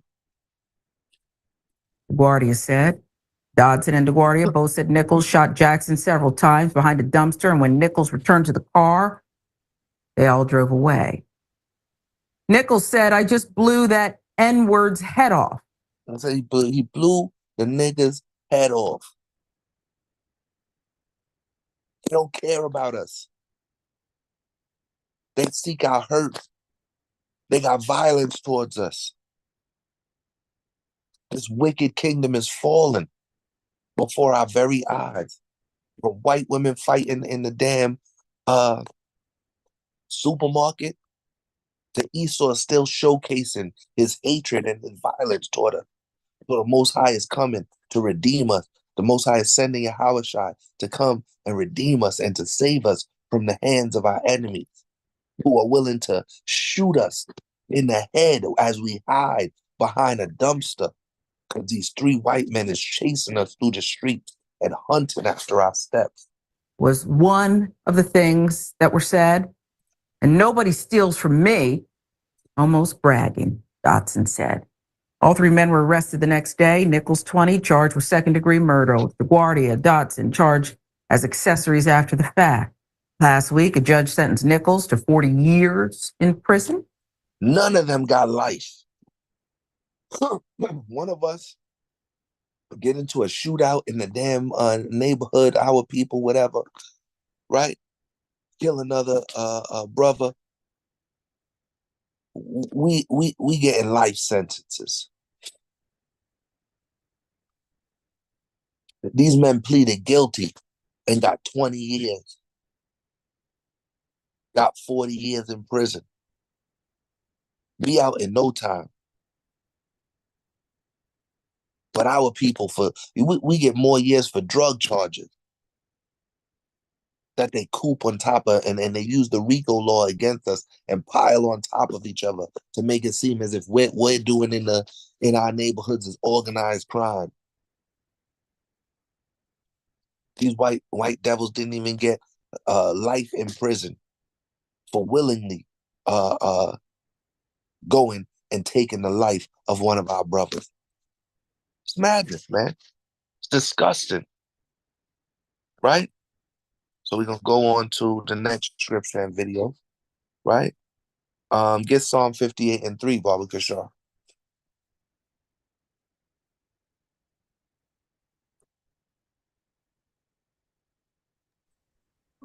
This is the book of Psalms, chapter 58 and verse 3. God. The wicked are estranged from the womb. The wicked are estranged from the womb. From the womb, Esau is a devil. He comes out the womb a devil. Right? They born this way. Read on. They go astray as soon as they be born, speaking lies. They go astray as soon as they are born, speaking lies. These wicked devils are liars. These wicked devils are murderers. They're evil and they know it. Right? Get John 8 and 44 before we jump into the next video. We'll do the 2 scriptures and then the last video. We go through these 4 scriptures and then the last video on the page. This is the book of John, chapter 8 and verse 44, when you got to say time. Time. Ye are of your father, the devil. Right? Their father is the devil. Read on. And the lust of your father ye will do. And the lust of the devil is what Esau does. Their wickedness comes from being lustful devils. And what do they lust after? They lust after. They lust after these abominations. They lust after killing us. They lust after murdering. They lust after lying. They lust after stealing. They lust after hunting our steps. Read on. He was a murderer from the beginning. He was a murderer from the beginning. Esau has been a murderer from the beginning. Right? And here's the proof. Genesis is the beginning. Right? So Esau has been a murderer from the beginning. Bring that out. Genesis 27 and 41, Baba Kashar. This is Genesis 27 and 41 when you got to say Khan. Khan.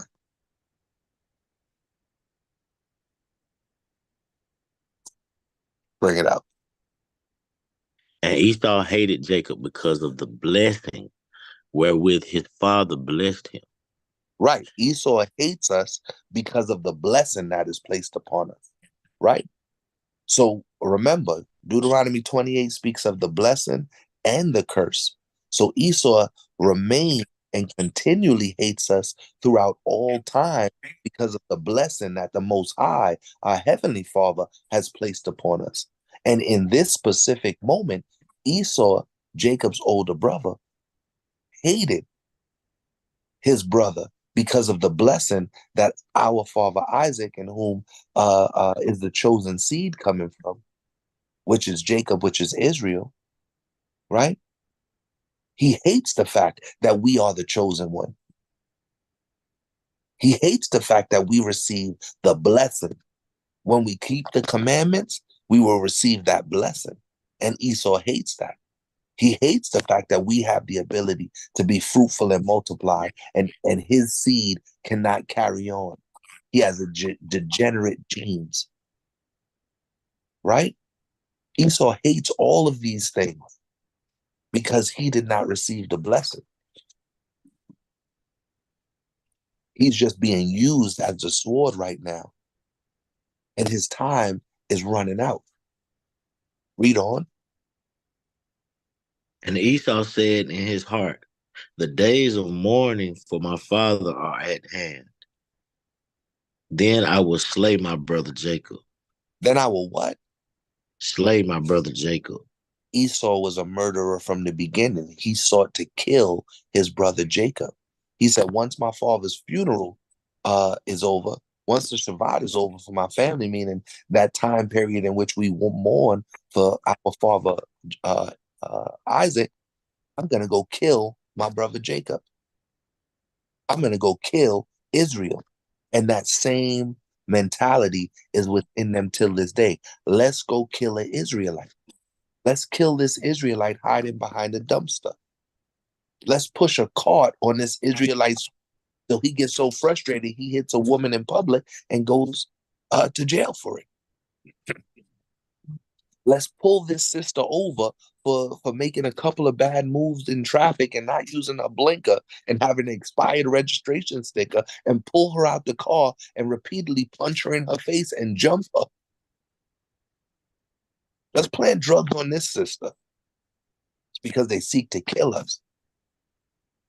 It's because he's been a murderer from the beginning, a liar. It's because he's of his father, the devil. Because they hunt after our steps. Because this is their wicked kingdom, mystery Babylon and spiritual Egypt. Right? Bring out the next one, Baba Kishar, the classic. Obadiah 1:10. And it says 10 through 14, but we'll probably just read the first verse.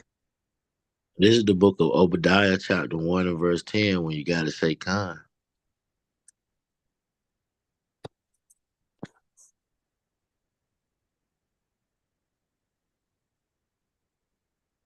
Bring it out. For thy violence against thy brother Jacob, shame shall cover thee, and thou shalt be cut off forever. Khan. So when we go out and we tell these wicked Edomites that they're going to be cut off forever, they're going to be fully destroyed, that they are the devil the Bible speaks of, it's because that's the prophecy against them. And why? Because of their violence against their brother. They are going to be cut off forever. They are not being able to receive repentance because of their violence against their brother. And that violence began with Esau and Jacob when they were in the womb. And Esau was fighting Jacob to get out first, so he could be the first one and receive the blessing, because usually the first son, right, gets a blessing. So he just was fighting Jacob, trying to get up there. Jacob grasped up his heel, like, nah, I'm still going to get the blessing. And Jacob, being the mighty supplanter that he has supplanted Esau and received the blessing from Isaac. Right? It's for their violence against us. It's very simple to put it together. Esau is the hunter. He's the wicked. He's the sword. Right? He's hunting after our steps. He's been wicked since he was born. He's been a murderer since the beginning. They seek to kill us. They hate us. And they do violence against us, as we just watched in all these videos. Right? We're going to watch another video. Let's pull it up. I think this one's on the gram.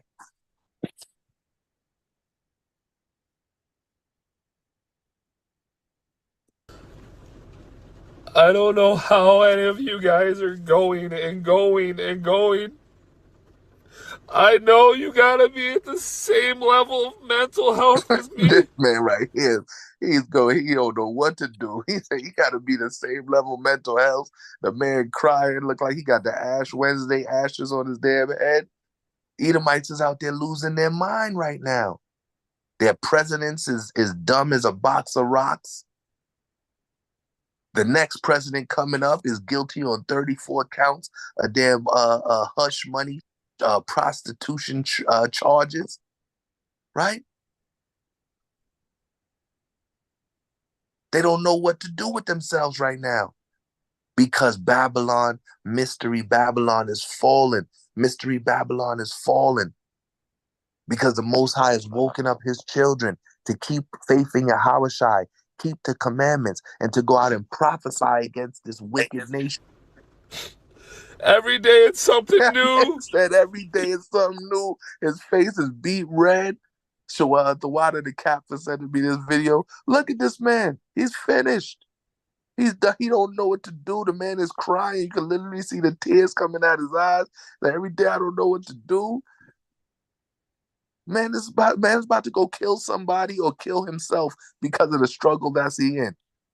Our people struggle. We eat a damn grilled cheese or a struggle sandwich, or we eat. You know what I'm saying? We eat some butter and jelly or on some toast or some dang peanut butter. We eat a peanut butter sandwich. That's what happens when our people is struggling, right? Between the fucking news and the fucking stupid Biden and stupid Trump. See, I told you they losing it. Because they used to their president articulating themselves a certain way. They used to their president looking a certain way, being able to respond to the media in a certain way. That's what the president is a liar. The president is able to get up there and speak smooth words. That's one of his jobs, to dumb society down toward his smooth words, right? To keep everybody calm. That's what they use the president and these politicians for, to keep everybody calm and keep everybody zombified, right? To dumb down the actual situations that's really happening in the world and to make these Edomites comfortable. To make these Edomites think that everything is going to be okay. Nah, this man is finished right now.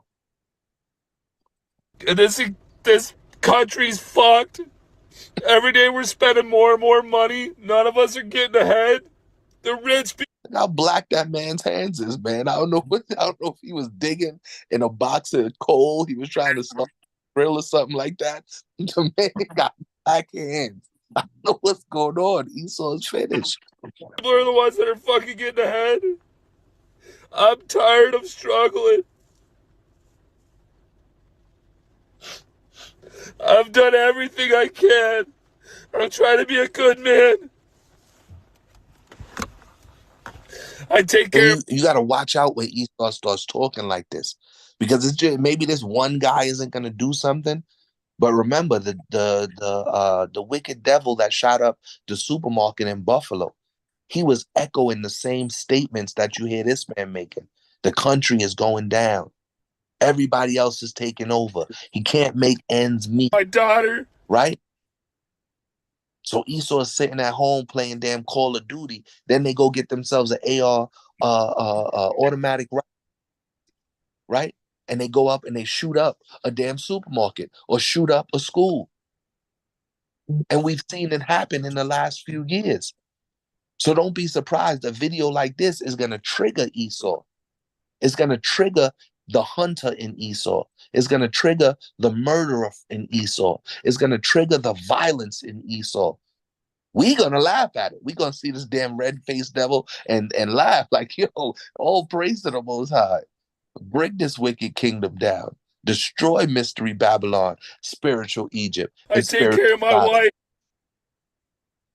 But other Edomites is going to see a video like this on TikTok or see a video like this, because there's tons of videos like this. It's tons of Edomites speaking like this. You got thousands of Edomites making videos and talking like this right now. And then you got that one or two or more that's going to go and act on the violence, the mindset of a murderer. You got cops that are going to see this and go and do violence against our people because they mad and they upset. Look what they did to their own people on January 6th. So what you think is going to happen this coming January 6th with Biden and Trump going through what they're going through now? The Democrats don't even want Trump Biden in office right now. They're trying to replace Biden with Kamala Harris. The best I can. He so said the best. I can't keep going. Every day it's something new. Then on top of that, as if you're not trying to spend money, you have to. Fucking everything's expensive. I own a painting company. I still can't fucking make it. I'm fucking trying, man. He's so cursing. He losing it right now. Remember what happened when Wall Street fell? White people was jumping out the windows because the stock market crashed, right? And that was rich white people. That was white people that was making money when the stock market crashed. That was killing themselves, jumping out the window, crashing cars, right? Now you got the poor and the average and the middle class Edomite, right? These poor white trash Edomites going out and doing mass shootings, right? All across the country. Just on July 4th, there was over 10 mass shootings throughout the country. They didn't talk about that. That's what happens when Esau sees these type of videos. What happens when that violence in their genes, that violence that's in their heart, that's in their blood, the mindset of a murderer, a liar. I can't look at my daughter and my wife and know I'm failing.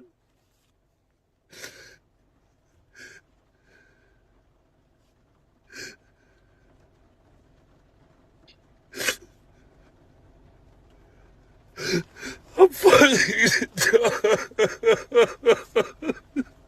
This man ready to give up the ghost and jump off a damn bridge or something. Said he got his own painting company and still can't make no money. Ashamed to go home to his wife and his daughter because his kingdom is falling before his very eyes. That's why he started this thing off talking about Joe Biden and Donald Trump, because they think that their next president, they think that this current president is going to be able to save them and get them out of the destruction of America, the destruction and falling of Mystery Babylon. And nobody, as we just read, is going to be able to deliver them. They are going to be destroyed. And we're seeing it happen before our very eyes, which is why now is the time for us as Israelites to take being an Israelite seriously. Take following the laws, statutes, and commandments seriously. Take your households seriously. Go off if you want to and watch the Most High's judgment hit you in various ways. Go off if you want to and get a reprobate mind and fall back into sin. Fall back into your wicked ways, hanging out with your worldly friend. Go off if you want to and think the Most High won't send them judgment angels to your front door. Because right now the Most High is not playing. The end of our captivity is here before our very eyes. And if we want to sit back and play games, if we want to sit back and not go to camp, if we want to sit back and not gather together for feast days, if we don't want to pray, if we too busy to pray, we too busy to meditate, we too busy to listen to some truth music and give the Most High praise, watch. Most High is coming for you.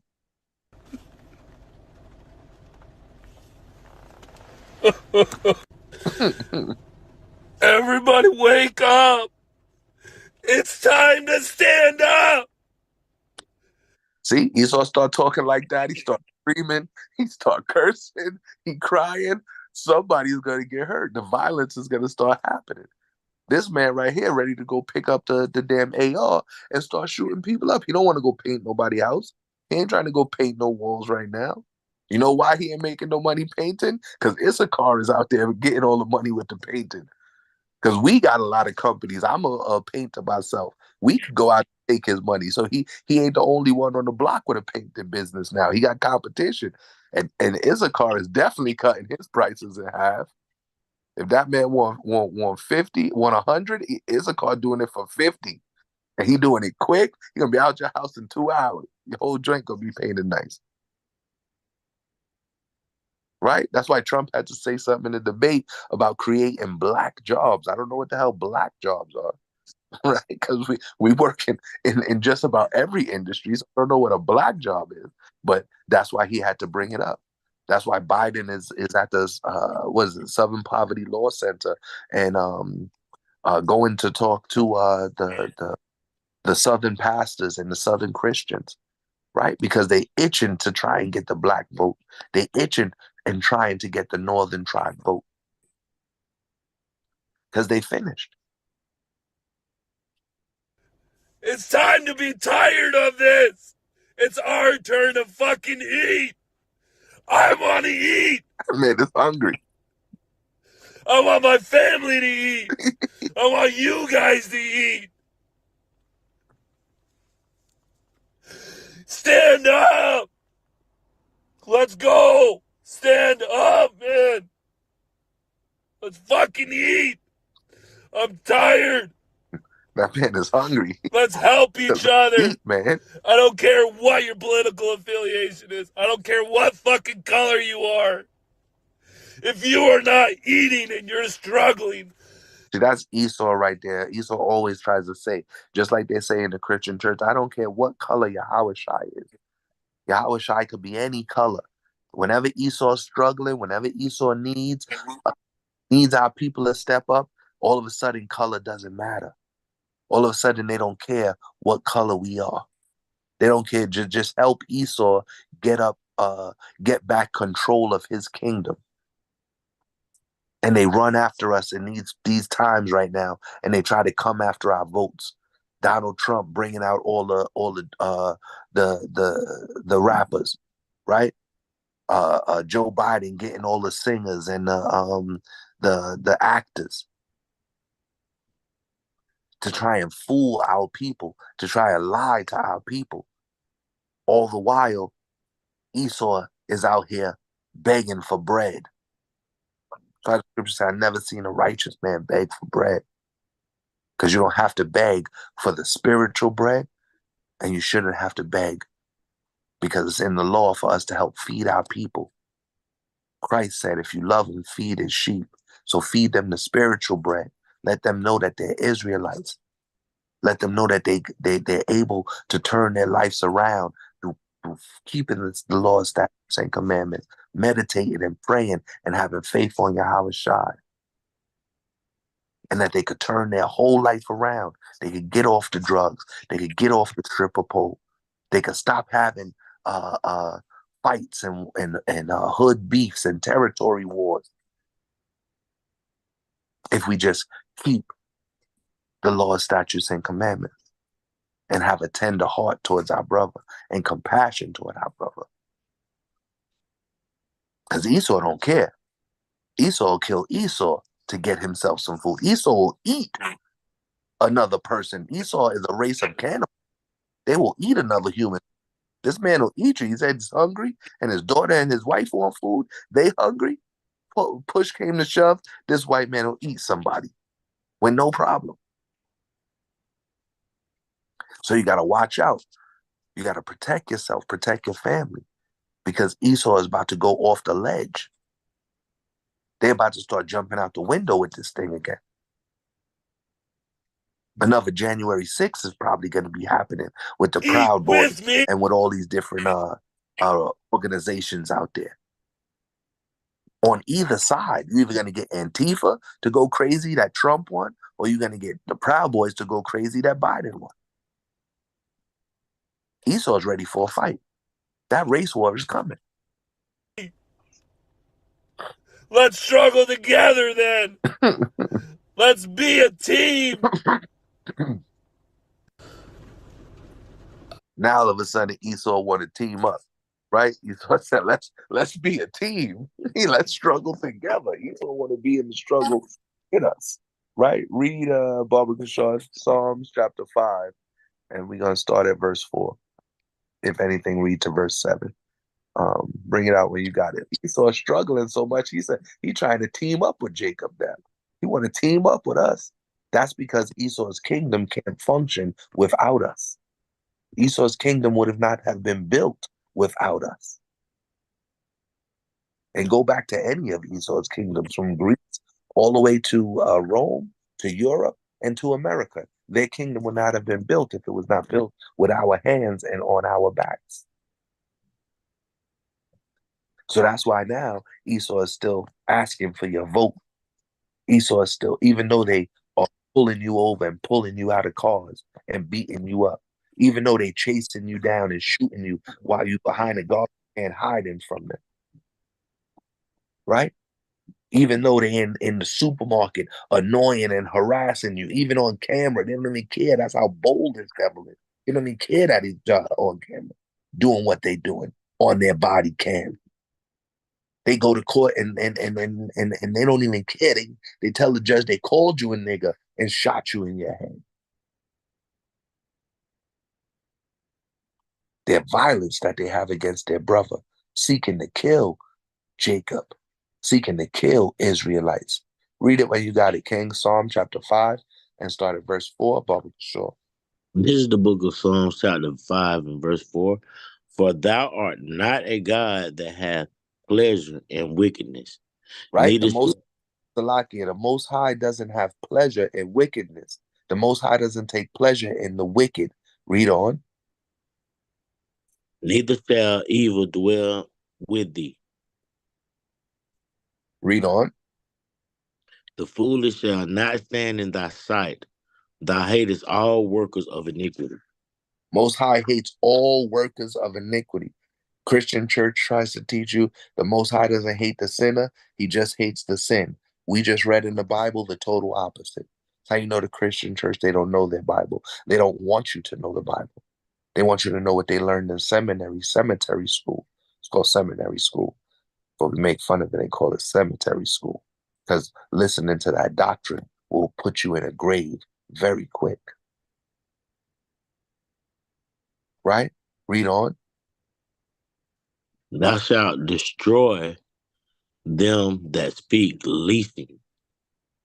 The Lord will abhor the bloody and deceitful man. The Lord, so we just read Esau is a liar. The Lord hates Esau because he's a liar. The Lord hates Esau because he's violent and wicked. The Lord hates Esau because he's a worker of iniquity. Not only does he hate Esau because he's a worker of iniquity, he hates the fact that Esau places these abominations and these sins out there, such as pride, such as eating damn abominable foods, right? Such as men sleeping with men, doing abominable things. He hates that. He hates these workers of iniquity. He hates these liars and these devils. Read on. But as for me, I come into thy house in the multitude of thy mercy, and in thy fear will I worship toward thy holy temple. Kind, right? And that's what we have to say about ourselves.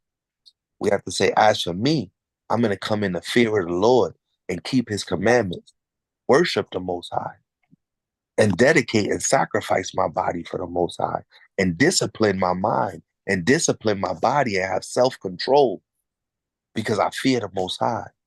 And because I love the Most High and the Most High placed his love upon us, upon Israel, I'm going to keep his commandments with all my heart, with all my mind, with all my soul and my body. And you're going to put it all together and walk as a mighty man and a virtuous woman before your enemies. Not falter and turn into some chump and let them run all over you. No. Let them run they caught up the back of your leg. Let them get away with snatching up our women out of cars. Let them get away running and gunning down our brothers. No. That's why it's more even important for us to go do the work now, because this thing is about to end. Let's go out there and continue to teach faith in Yahushua and teach keeping the commandments. So more of our people are sealed. So more of the northern tribe is sealed. More of the southern tribe is sealed with the law, statutes, and commandments and filled with the Holy Spirit, the spirit of truth and the spirit of discipline, that they can grow in self-control. a fruit of the Holy Spirit. Right?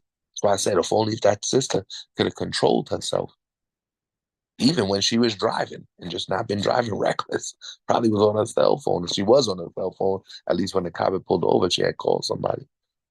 But control yourself. Don't hop in your car and start driving reckless so that they have a reason to pull you over. Nah.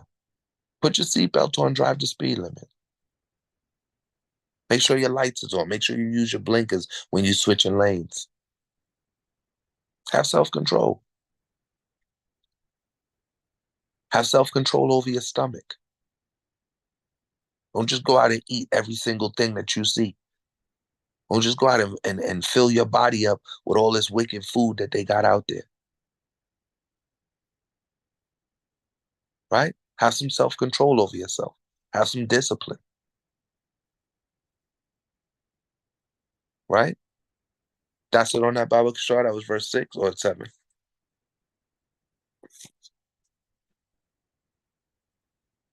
If that's it on that, we're going to go to the next slide. Right? So here goes a pastor. This guy comes on every Sunday morning. Probably won't see him on your TVs no more. Texas pastor Robert Morris resigns after sexual assault allegations. Right? A gateway church, a big giant church down in Texas. Look at this fat-faced white man.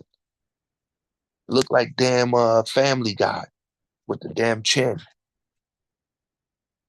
Right? The pops from Family Guy is out there committing sexual assault in the church. I don't think he assaulted a sister, but he assaulted some young, I think another young Edomite. And he had to resign. And guess what? They still paid him. They still gave him a severance package. Right down there in Texas. Bring it out for me, Barbara Shaw. Hebrews chapter 12 and verse 16. Esau's vain fornication and perverted mind. This is happening all across the Christian church. That's why our brothers that and you know, they let sisters like Juanita Bynum and different ones become heads and leaders of churches, and they're following after. They drunk from the cup, they drunk the wine, and they're following after the abominations of Esau, the fornication of Esau. Right? Read that again when you got it, Barbara Shaw. This is the book of Hebrews, chapter 12 and verse 16. Lest there be any fornicator or profane person as Esau, who for one morsel of meat sold his birthright. For one morsel of meat, Esau came crying. He wanted to kill Jacob because now Jacob got the birthright. Jacob got the blessing. But the scriptures say it's no more vain fornicator or perverted mind, right? Profane person is going to lead into having a perverted mind, a wicked mind. There's no more vain fornicator or perverted person on the face of this earth than Esau, who is so stupid and idiotic, who had such a need to eat right then and there. Couldn't wait for the food to be cooked. Had to eat the meat with the blood in it. Give it to me raw. Pause. Right?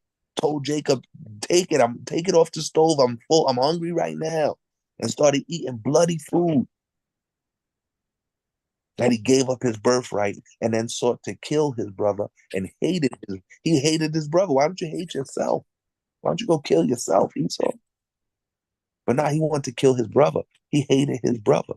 And throughout the generations, it got worse and worse and worse. It waxed worse and worse, his wickedness. And because we were wicked and not keep the commandments, the earth was given into his hand. And he was used as a sword to bring judgment against us. But he went too far. The man went too far.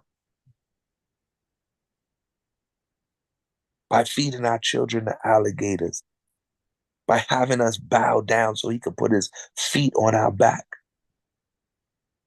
by doing what he did to our Native American or Reubenite and Gadite brothers and sisters, sending them to school that would remove and teach them to remove their ancestry as Reubenites and Gadites. Take the Indian out of school, or to send the Indian to school and take the Indian out of them, right? Is a saying that they have. That's what they were doing to our people. And what they were doing to us on the slave plantations in the islands, over here in the States. Because they are fornicating, perverted, profane people. They've been murderers and liars since the beginning. Let's jump into the video. While their numbers are small, their voices Let's protect our kids! are loud. It's anger, all the range of emotions. You're supporting pedos! And their message is clear. Being a pedophile and molester, that's not okay. Emily High was a member of Gateway Church. She might say being a pedophile and a molester, that's not okay. But you've been going to this dude church for years, and you just finding out that he's a pedophile and a molester. You just found that out. For the last 17 years, but not anymore. Instead of going inside, she's here with others, speaking out, all for a woman they don't know, but feel every bit of her pain. I have an empty feeling because this was like my home. It was a safe place. This week, Gateway Church founder and senior pastor Robert Morris was accused of sexual abuse. The victim is Cindy Clemenshire, and she told WFAA she was abused in the 1980s for 4 years, and the abuse started when she was just 12 years old. She's still, in my eyes, a 12-year-old girl. Morris admitted he was, quote, involved. So this is 1980, and it's just coming out. And this senior pastor was abusing this other white lady. How many people he probably abused with that church over the last, 40 years? Since the 1980s. So in the last 40 years, how many people he's abused? In the last 40 years, how many different church pastors have actually been caught out there physically abusing young sisters, physically abusing young brothers? And it trickles over into the so-called black church. T.D. Jakes, Ed Long, right? They just haven't gotten caught yet. Their victims just haven't stepped forward yet. In inappropriate sexual behavior with a young lady, but did not reference the girl's age. He gave the elders his resignation, and they accepted. But inside the church on Saturday, I'm here to speak to you on behalf of the Gateway elders. Elder Trey Wilbanks addressed the situation to members during a service. Abuse in any and look at all those people sitting in that church. We go out and we talk to our people, and sometimes you get 5 or 10 of them willing to listen. They got thousands of people in that church, thousands of women in that church that was coming there and loving that so-called senior pastor, like the Edomite devil I was talking about in the video, right? And these people are just disgusting, vain, perverted. And this is how you know their kingdom is fallen, because all of their dirt is being uncovered. They can't sweep the dirt under the rug no more. They can't hide no more. They can't hide their sins or their lies or their iniquity. The Most High is revealing them. Form cannot be tolerated. And we as elders have the responsibility. I think that's it on that video. Let's go ahead and get to the next one. Right? Bring out Jeremiah 5 and 28, Barbara Shaw. This is the book of Jeremiah, chapter 5 and verse 28, when you got to say, Con.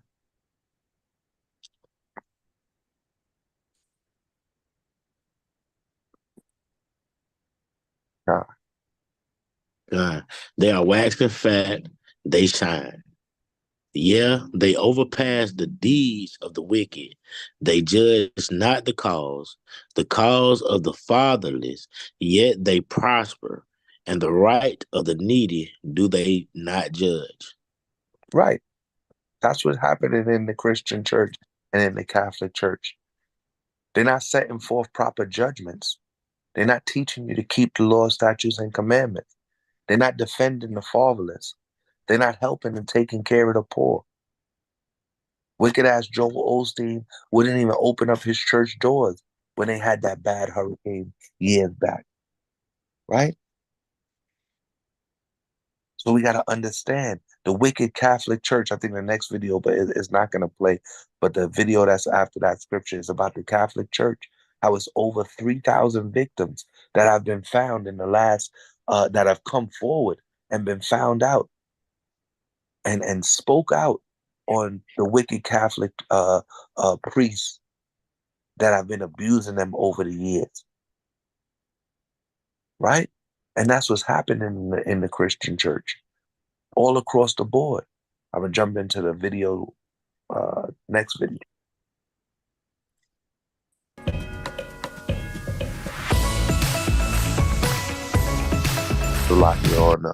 Hey there. I know this might seem out of the blue, but I was wondering if you might pray with me real quick. Well, it is a time of change and some division for United Methodist churches across. The United Methodist Church supporting gay pastors. Wickedness, pure wickedness. You got to be thankful to the Most High that He brought you out of that wickedness and got you out of that mindset so that you don't drink the wine and from the cup that is filled with abominations. The country. Local 5's Dana Searles spoke with a local church pastor and his husband about their journey navigating controversial waters. Stephanie, since late April, Pastor Neil and his husband Kate have been at Grace United Methodist Church, an unfortunately necessary move from Texas after Pastor Neil was suspended from the ministry he served up for getting married to his husband. While it was an unimaginable time for this couple, they tell me that it is freeing to now be at a place they can be themselves. As thousands of churches are leaving the United Methodist. Going to be two wicked white Edomites, pride flag in front of the church. That's how you know this kingdom is falling down. On is falling. Most High is giving them over to their lust, giving them over to their reprobate mind, giving them over to their wicked. This church congregation, one local church is staying. I believe that change is going to happen. One of those changes he's hopeful for in 2024, acceptance of same-sex marriage within the denomination. Pastor Neil says it is still a time of great stress, and being an openly gay married couple comes with challenges. We came from an environment where it very much... That is the abomination that's in the cup. Openly gay pastors in the United Methodist Church. Thank the Most High that you're not a Methodist, a Protestant, a Lutheran, a Baptist, and thank Him that you're Israelite. And that He doesn't give you over to a reprobate mind and you become a Catholic. You go back to the undenominational church. No, it's wickedness, and this kingdom is falling right before your very eyes. That's why you see in the Christian church, Most High is giving them over to their lusts. Men laying with men, and then calling themselves pastors, that they're preaching the word of the Most High God. No, they're preaching abominations. And they want you to join in and drink from that same cup of spiritual Sodom. So felt like we were no longer welcome there. Sort of ran out of town, if you will, is kind of how it felt to the two of us. Just coming off our marriage, one of the happiest times of your life, right? And just not knowing what was going to happen. And there were many months that went by where we didn't know what was going to happen. And we had faith that God was going to provide for us. The couple originally... He's going to provide a nuclear bomb, going to provide a lake of fire, going to provide death and destruction. We just read the Most High hates the workers of iniquity. And they're working a iniquity that is an abomination before the Most High's eyes. Why He's bringing down the church before our eyes. He's bringing down these wicked so-called pastors and prophets before our very eyes. Wanted to get married in 2020, but we're waiting for the annual conference to... See? In front of a so-called building that's supposed to be a church, that's supposed to be a place where people go and worship to God and pray and sing songs and pray all these different things. Two big giant flags that represent spiritual Sodom, right? Get Malachi chapter 2 and verse 1, Baba Kashaw. I'm going to read these two scriptures and hit the next slide. This is the book of Malachi, chapter 2 and verse 1, when you got to say, "Con."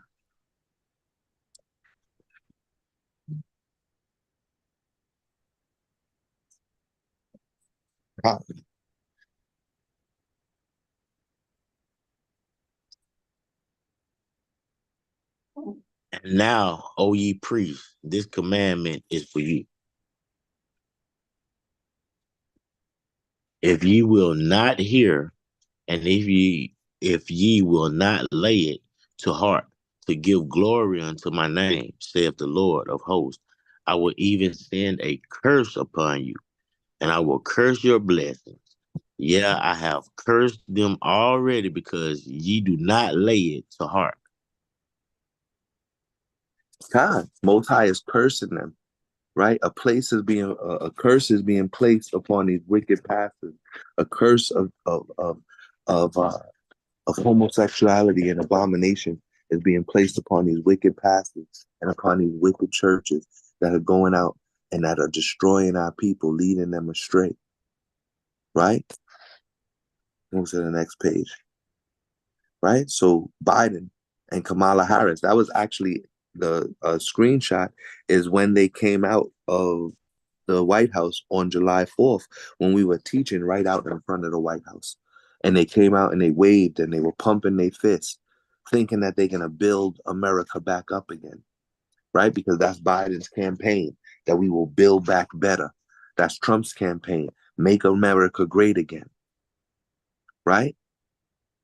And the Most High said, no, you're going to build, but I'm going to tear down. Most High said, I'm going to destroy Babylon the Great. Babylon the Great is falling before your very eyes. Let's watch this. Expedia members get member prices and rewards for future trips. By the way, I'm proud to be, as I said, the first vice president, first black woman. This man said he's proud to be the first black woman vice president. Yo, what is wrong with these people, man? What is wrong with President Biden? He's proud to be the first black woman. Man said he's the black woman, the first black woman vice president. He don't know if he's talking about Michelle Obama or Kamala Harris. He just talking. And the whole world is watching this. And so many of our people are still fooled and don't care and still gonna go vote for him, even though the man can't even tell if he's a woman or he's a man. Even if the man can't tell if he don't even know if he's white or black at this point. He's telling you he's a black woman. Come on, man. And Biden got to get out of here. He got to go. This whole kingdom got to go. With a black president, I'm proud of the role of the first black woman in the Supreme Court. There's just so much that we can do.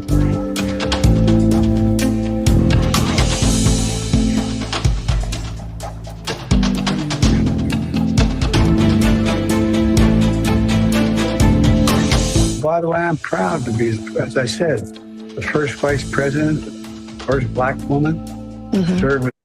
Say he's the first black woman to serve, man. Black president. I'm proud of the role of the first black woman in the Supreme Court. There's just so much that we can do.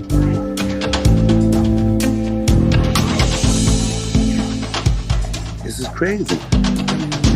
When you got the president of the United States calling himself a black woman, right? This kingdom is falling right before your very eyes. Bring out Malachi 1 and 4, Baba Kashaw. We just got a couple more quick videos and then a few scriptures to go along with it. Let everybody get some rest so they can get some rest and get ready tomorrow to prepare for the Shabbat. This is the book of Malachi, chapter 1 and verse 4, when you got to say, Con. Whereas Edom saith, we are improvised, but we will return and build the desolate places. Thus saith the Lord of hosts, they shall build, but I will throw down, and they Most High, shall call. like yeah, Most High said they will build, but I will throw down. So Trump came with Make America Great Again. Biden came with they're gonna build back better. But guess what the Most High said? They're gonna build, but He's gonna throw down. When Esau was in that video crying, Esau said he was impoverished. He was down. He was out. Let's build the country back up together again. Most High said no. They will build, but I will throw down. Read on. And they shall call them the border of wickedness. The border of what? Wickedness. Border of wickedness. Esau is the border of wickedness. Esau's kingdom, the border of wickedness. Once again, we get the prophets teaching us and the prophets directing us by the word of the Lord, the word of Yahweh B'Shem Yahushai, that Esau is the border of wickedness. Okay, King. Read on. And the people against whom the Lord hath indignation forever. No, the Most High is going to eventually allow Esau to be saved. The people against whom the Lord hath indignation forever. No, the Most High is going to allow Esau to build up his kingdom forever and leave us in captivity and forget about us. The people against whom the Lord hath indignation forever. Khan, the Most High didn't give his people up. The Most High didn't forget about his people, right? And the Most High has indignation against Esau and Edom, indignation against the spiritual Sodomites, indignation against the spiritual Egyptians and the mystery Babylonians, the Americans.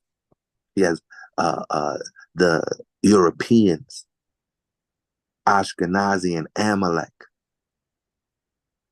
He has indignation against them forever. Right? Let's jump into the video.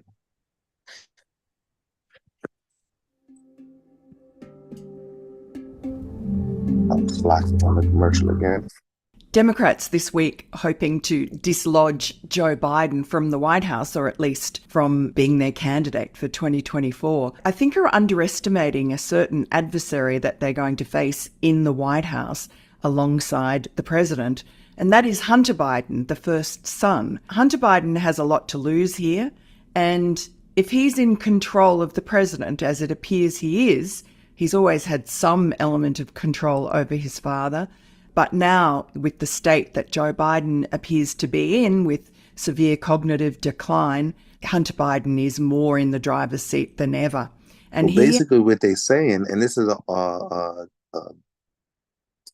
a news clip from the New York Post, they're saying that Hunter Biden is actually the one that's in the White House right now, pulling the strings, telling everybody what to do and acting on the behalf of his father, Joe Biden.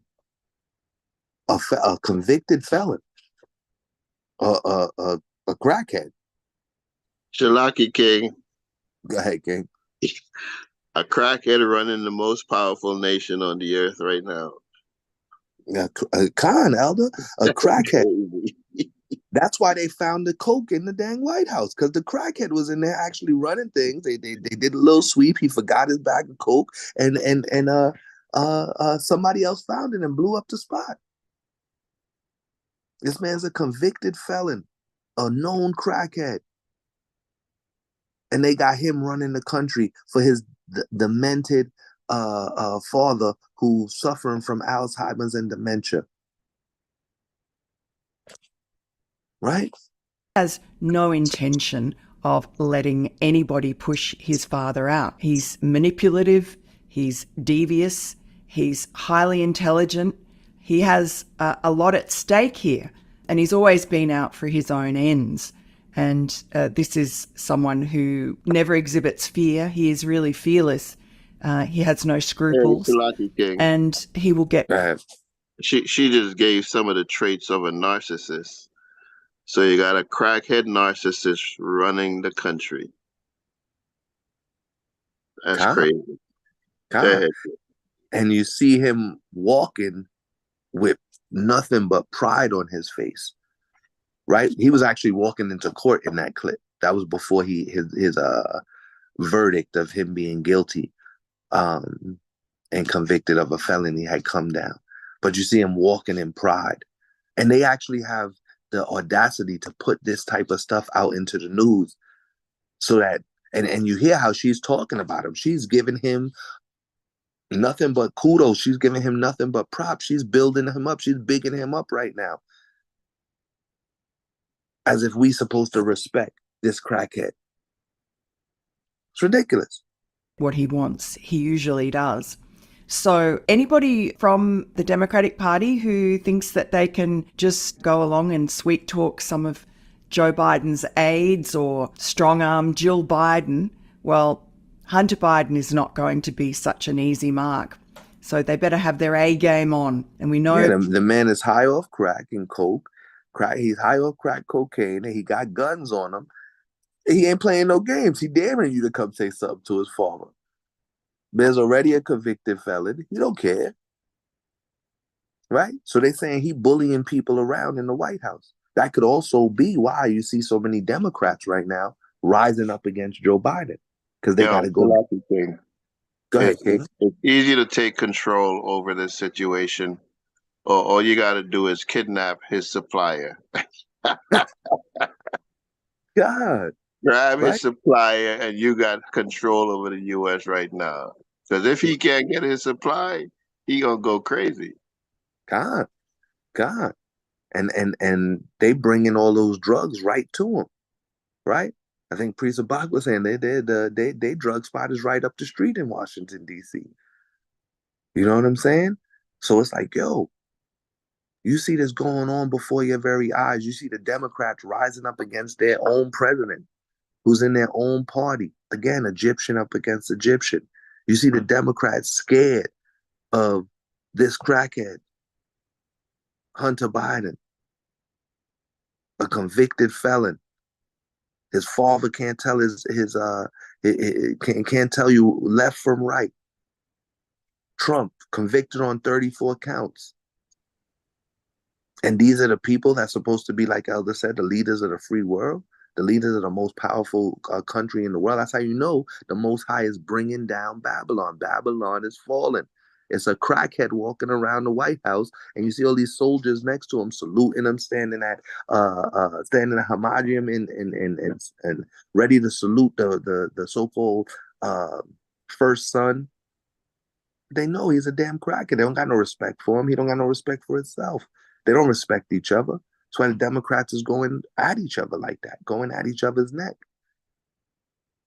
And they did the same with Trump. Half the people like Trump, half the people didn't like Trump. Now they all on board for Trump because they want to push Biden out. Hunter Biden's been sitting in on meetings. He was at Camp David, helping his father prepare for that disastrous debate. He flew back with him to the White House, and he's been there ever since, stiffening Joe Biden's resolve to stay on. He's really the president's secret weapon against all those plotters in the Democratic Party who think... Right? You just heard it. She said, that's Joe Biden's secret weapon. His secret weapon is the fact that he got his son there bullying everybody else in the White House. Probably getting every... Shalaki King. Go ahead, King. This is just getting worse and worse. They said this dude is sitting in on meetings. So he got top presidential clearance to hear the things the generals and these top CIA and FBI people are saying to his father. Exactly. He is literally sitting in on meetings. Yep. This guy is a felon and a crackhead. She's up there in the meetings eating crackers and cheese. Yeah. High as ever. This is crazy. Right. And that's how we know America, Mystery Babylon is falling before our very eyes. That's why, again, we got to take this thing seriously. We don't want to drop out the truth. We don't want to be given over to a reprobate and sinful mind. We don't want to be given over to the lust of our heart. We don't want to be given over to doing things our own way, but do them the way that we are taught to do them in the scriptures, so that we receive the blessing for keeping the law, statutes, and commandments, so that our nation comes back together, so that our heritage is given back to us from those that stole it from us, those wicked Israelis, right? And let's continue to bring down the prophecy and speak the prophecy against these wicked nations, right? I'm gonna skip over the last video. That was just probably it's just another video on Biden, right? And the next couple of scriptures for the sake of time, because we want to end at about 15 more minutes. So we're gonna go through a couple more videos, right? So look at Hunter Biden. Look at all the crack that man has on the table right there. That's what all that is. That's all his drugs in the top picture, right? And there were people, his ex-wife, as well as his brother's ex-wife, who came out and testified against him being a crackhead, taking pictures with hookers, crack all on the damn the counter, crack all on the table. He got a blunt wrappers on the table, a big bottle of what is that, Tito's on the table. And then you see the man in the bottom picture sitting there smoking crack butt naked. I couldn't even put the whole picture in there because it would have been X-rated. See the man sitting there with a white claw in one picture and a stem full of crack rock in the other. And like Elder said, that's the man who everybody is listening to in the White House right now. That's who the president is listening to. And I wonder his daggone debate was disastrous. His son was the one who was in charge of it. Man sitting there with a white claw and a dang on crack stem, blowing crack in the bathroom, buck naked.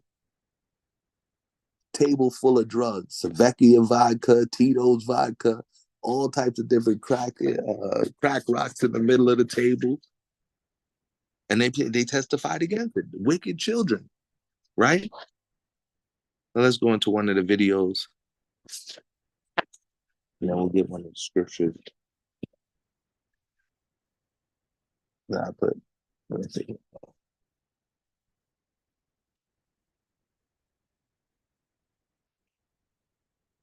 Salaki.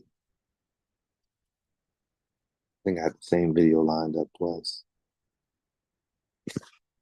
Yeah, Salaki. That was the same video we were just watching, right? So let's just get to scripture real quick. Get First Esdras 4, verse 35, Baba Kashaw. Well, actually get Sirach 16, 1 and 7. All the precepts that are on the screen, though, feel free to take them down in your notes. Give yourself a opportunity to build your notes up and link different scriptures together. So put all your precepts down. And again, if anybody has any precepts to go with what they see or what they hear, you can always feel free to say Salakia, participate, and give us some more edification. Bring that out when you got it, Baba Kashaw. Sirach chapter 16, starting at verse 1. This is the book of Sirach, chapter 16, when you got to say Khan. Khan. Desire not a multitude of unprofitable children. Desire not a multitude of unprofitable children, right?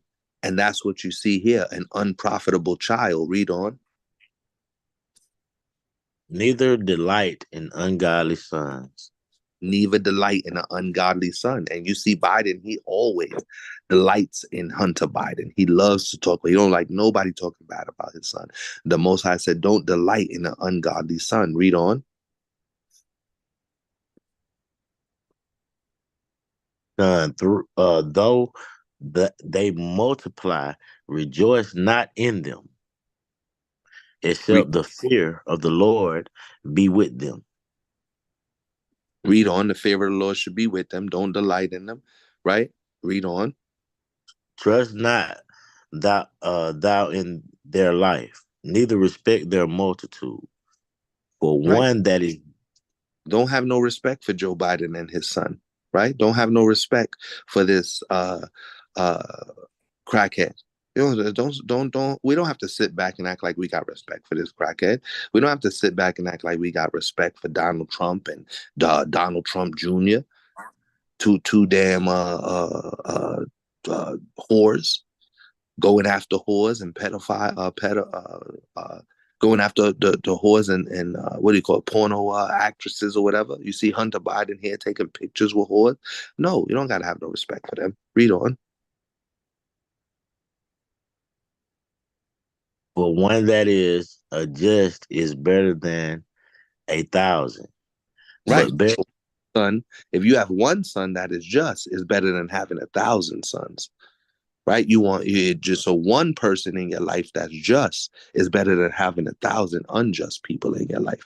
So if you only got one friend that's just, if you only got one child that's just, is better than having 1,000 that's unjust. Read on.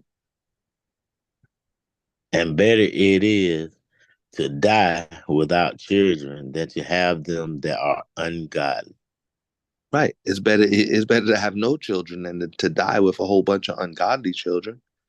Right? You could drop that and get First Esdras chapter 4, start at verse 35, Baba Gashar. This is the book of First Esdras, chapter 4, and verse 35, when you got to say, Khan. Khan, bring it out. Is he not great that maketh these things?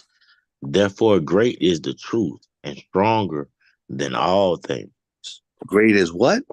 The truth, and stronger than all things. The truth is great. No, the truth that we go out and teach is weak. Great is the truth, and stronger than all things. The truth is great and is stronger than all things. So we're not going out there with weak minds. We're not going out there with no weak doctrine.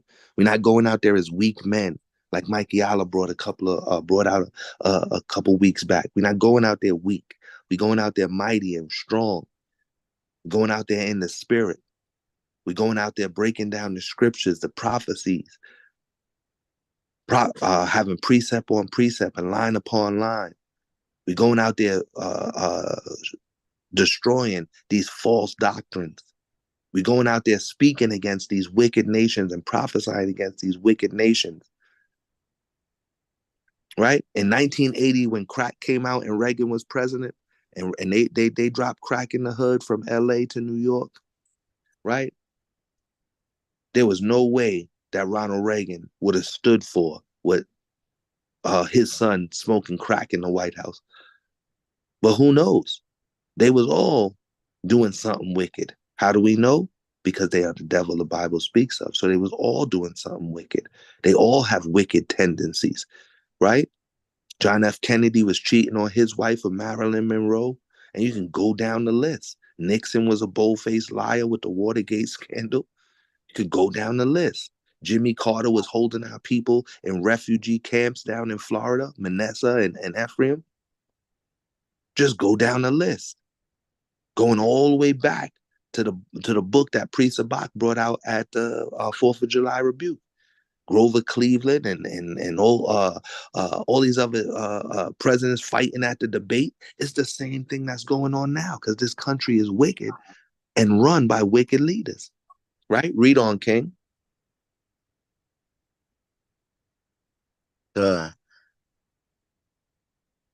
Is he not great that maketh these things? Therefore great is the truth, and stronger is all things. All the earth crieth upon the truth, and the heaven blesseth it.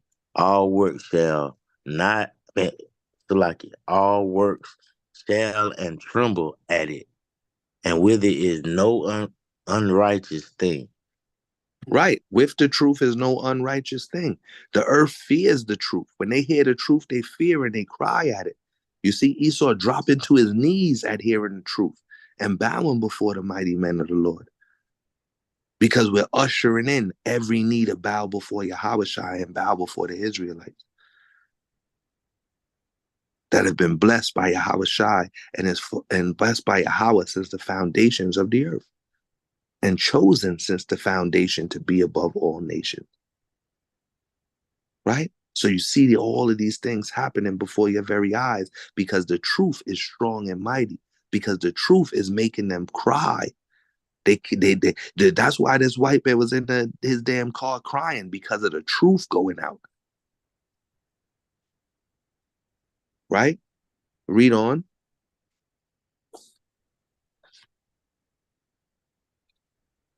Wine is wicked. The king is wicked. Women are wicked. All the children of men are wicked. And All these children of men are wicked. Stormy Daniels, this hooker in this picture, wicked. All of Esau's children are wicked. Esau is wicked. All the presidents are wicked. George Washington, wicked. Right? Thomas Jefferson, Andrew Jackson. Thomas Jefferson wasn't the president though, but Andrew Jackson. And all of these Edomites are wicked. Grant, wicked. They all wicked. They all own slaves. They all came up in these different eras, running after whores, from Marilyn Monroe to Stormy Daniels, from Ronald Reagan and George Bush Sr. and Jr. to Joe Biden and Hunter Biden. Wicked and evil. Crackheads and drug addicts, not fit to be rulers.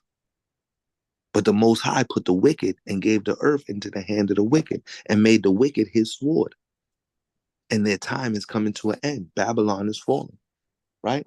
So we probably got about 5 more minutes. Let's see if we could get into a couple more videos. So just some wicked Esau, she-saws, right? Edomite harlots, right? Get Sirach 26, 9 through 12. Or let's just start at verse 9. You could bring it out, Baba Kishar. This will probably be the last video and last couple of scriptures. This is the book of Sirach, chapter 26, verse 9, when you got to say Khan. Khan. The whoredom of a woman may be known in her haughty looks and eyelids. If thy daughter be shameless, keep her in straitly, lest she abuse herself through overmuch liberty. Right. Keep your daughters close to your arms, Israelite. Keep your Israelite fathers out there. And I'm a father of 3 daughters. Keep your daughters close, man. Make sure your daughters ain't out there practicing the wicked whoredom of these Esau Edomite devils. Make sure they're not trying to follow after them and be like them and get the blonde hair and the fake eyes and the fake lashes and all of these different things that these wicked Edomites are pushing onto our women, that these wicked Moabites are selling out of their stores to our women. Make sure they're not following after these wicked Edomites, right? Get Proverbs 23 and 27. We'll go through the scriptures and I'll do the last video. And then we'll do the last page. So we got about 5 more minutes. Bring that out, King. This is Proverbs 23 and 27 when you got to say Khan. Khan. For a whore is a deep ditch. And a whore is what? A deep ditch. Right. And a strange woman is a narrow pit. Read on. She also lieth in wait as for a prey, and increases the transgressors among men. Read on. Who have woe, who have sorrow, who have contentious, who have babbling, who have wounds without cause, who have redness of eyes. These are all the things you're going to find with a whore, right? A whore is a deep ditch. A whore is a narrow pit. You don't want to end up like these Edomite whores, right? Let's look at the video real quick. Oh, they cut it off. They messed up my video. Slocky, y'all. Let's try this.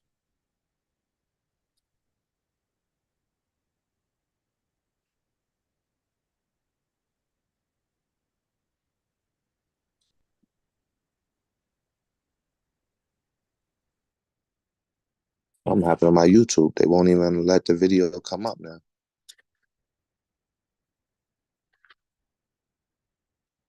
Right? All right,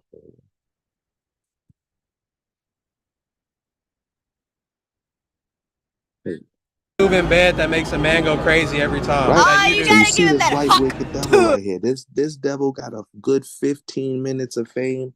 She got her own podcast right now. She's making money off things because she's a whore. She's a deep ditch. She's a narrow pit. Right? And they got memes going on. They got rap songs going on, all because this girl said, basically confessed before the whole world that she's a whore. Spit on that thing, you get me? How do you get over a breakup? Y'all get over a breakup right now? The only way to get over one is get under. Amen. So you got a side piece. The only way to get over one breakup is to get under another, and then said amen. This is what they have our sisters looking towards. This is what they have our young kids looking at. Maybe I got 3. Maybe I got 7. How many's on your roster? Girl said maybe she got 3 or maybe she got 7. A whore is a deep ditch and a narrow pit. Right? And then she tried to clean it up.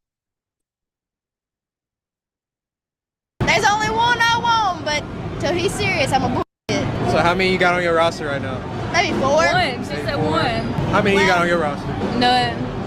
You trying to add one to it? Add 1? Yeah, you trying to add one more you? to it? Yeah, that's me. Maybe, I don't know. So I can get your number? Yeah, you can. See, they're taking our brothers and pulling our brothers in. That's what these wicked white women is doing. Whoring themselves out. They said that interracial marriage is up about 40% right now over the last few years. Because these white women and these Asian women and all these other women, they willing to whore themselves out to trap our brothers and bring our brothers in, to keep our brothers away from our sisters. That's why we got to understand the importance of keeping it within Israel. You got 12 tribes to choose from. Got the ability and the blessing from the Most High to have sister wives. But yet our brothers is going after these wicked, skinny, blonde-haired, blue-eyed devils. Making them famous on podcasts because they said they want to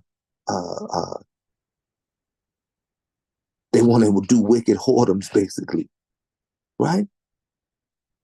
And make it into a good thing, make it into something, like I said, now our sisters and everybody is out there chasing after it, right? So let me go to the last page because we hit the 12:30 mark. This is just the last scripture. Get 1 Peter 3:4, right? And that's just a picture of the brothers gathering together on a new moon, the high holy day here out in DC. So that's what we have to do, right? And much blessings and respect and double honors again to our elders of the house of Israel, the elders of throughout the nation of Israel, and honors to our women and our virtuous women within the nation of Israel, and honors to our brothers, the mighty men of the nation of Israel. And of course, we give all honor, praise, and glory to the Most High. Bring that out when you got that, King. 1 Peter chapter 3 and verse 4. Salakia, real quick, could you put that other screen up so I can write down the rest of them scriptures real quick?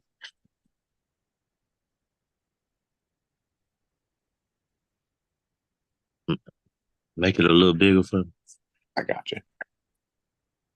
Okay. Real quick. I don't want to miss them scriptures. All praises to the Most High. Yeah, we hit our 11:30 mark, so we want to make sure everybody get a chance to, go ahead and wind down, get some rest, get your nice snack if you want to get yourself a snack, and then go ahead and get some rest so we can get ready for the Shabbat. All praises to the Most High. So we got one more scripture, and we're going to pray out.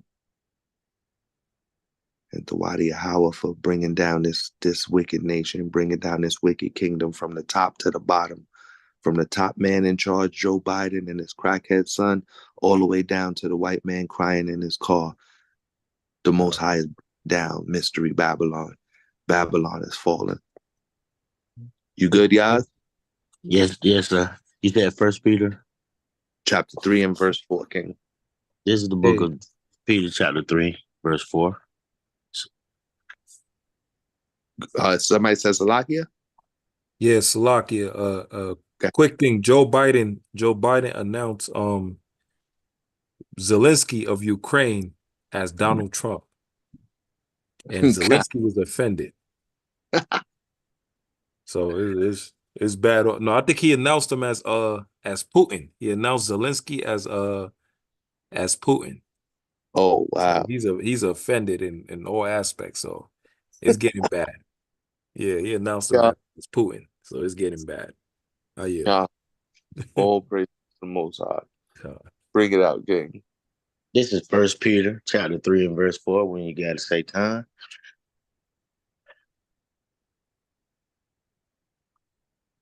But let it be the hidden man of the heart, and that which is not corruptible, even the ornament of a meek and quiet spirit, which is in the sight of Yahweh of great price. Right. It's a great, it is great. It is worth a lot. When it says it's of a great price, it is worth a lot for us to have a humble and a meek spirit in the eyes of Yahweh B'Ashem Yahushai. So for all of our brothers and all of our sisters, our husbands and our wives, be humble. Humble yourself.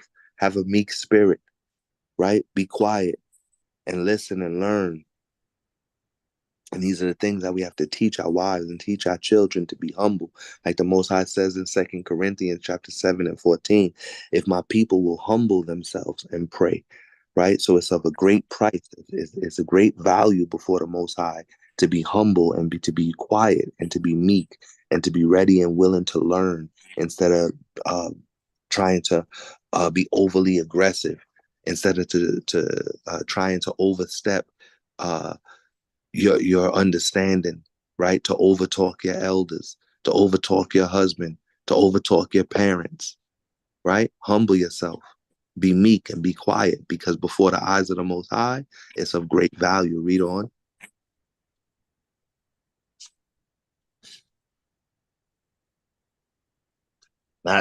Which is not corrupt, but even the ornament of a meek and quiet spirit, which is in the sight of Yahweh a great price.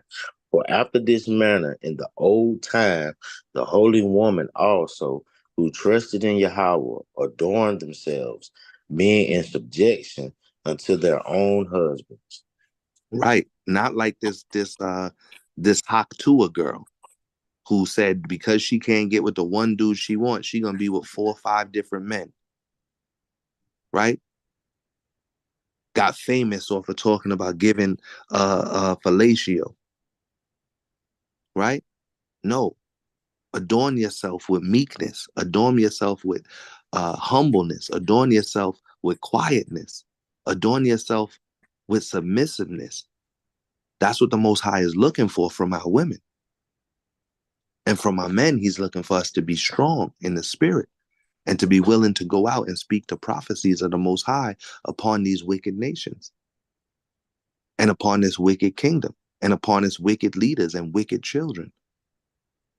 So he's looking for mighty men of valor and humble and quiet, virtuous women. Right? Read on. Even as Sarah obeyed Abram, calling him Lord, whose daughters ye are, as long as ye do well.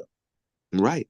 As long as you do well. So if you're not doing well, if you're not being humble, if you're not being submissive, if you're walking around like the Haktua girl, if you're walking around like these worldly women, then you're not doing well and you're not a daughter of Sarah.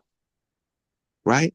If you're not going to camp, if you're not gathering together, if you're not edifying your brother, if you're not building your brother up and allowing your brother to bear burdens with you, if you're not trying to seek your brother and show love to your brother and seek out and seek the kingdom with your brother, then you're not doing well. Read on. And are not afraid with any amazement. Right? You won't be afraid and you won't be amazed if you remain humble, if you remain meek, if you remain quiet and you remain submissive, if you remain diligent in your efforts and you endure till the end. Read on. Likewise, ye husbands, dwell with them according to knowledge. Right. Likewise, ye husbands, dwell with your wives according to knowledge. Teach them the scriptures. Go over the scriptures with them. Answer their question. Right? Dwell with them according to knowledge. Let them know when they're wrong. Right? Because that's what it takes to build up our nation. A strong husband and a strong wife. That will make strong children. Right? Build up your nation. Build up your women. Build them up so they're virtuous women. Don't let them walk around like the whores of Esau and walk around and hoard them and walk around with their body parts all hanging out and walk around with a haughty spirit and walk around with prideful eyes and walk around loud and contentious and quarreling. No, build them up. Husbands, humble yourself down before the eyes of the Most High, before Yahweh Shai. Humble yourself down before your elders so that the Most High can raise you up and can bless you. Read on. Giving honor unto the wife as unto the weaker vessel. Right. Husbands, give honor unto your wife. Right? She's a weaker vessel. Give honor unto your wife by building her up in the knowledge of the scriptures. By giving sound mind and sound instruction. By being a leader. By being a protector. Read on. And as being heirs together of the grace of life. As being heirs together for the grace of life. So once you get married, you're heirs together. Your spot in the kingdom, it goes together. That grace that you're going to receive, that life that you're going to receive, that crown that you're going to receive, it's going to be for you and your wife or your wives. It's going to be for you and your husbands or husband. Right? Read on.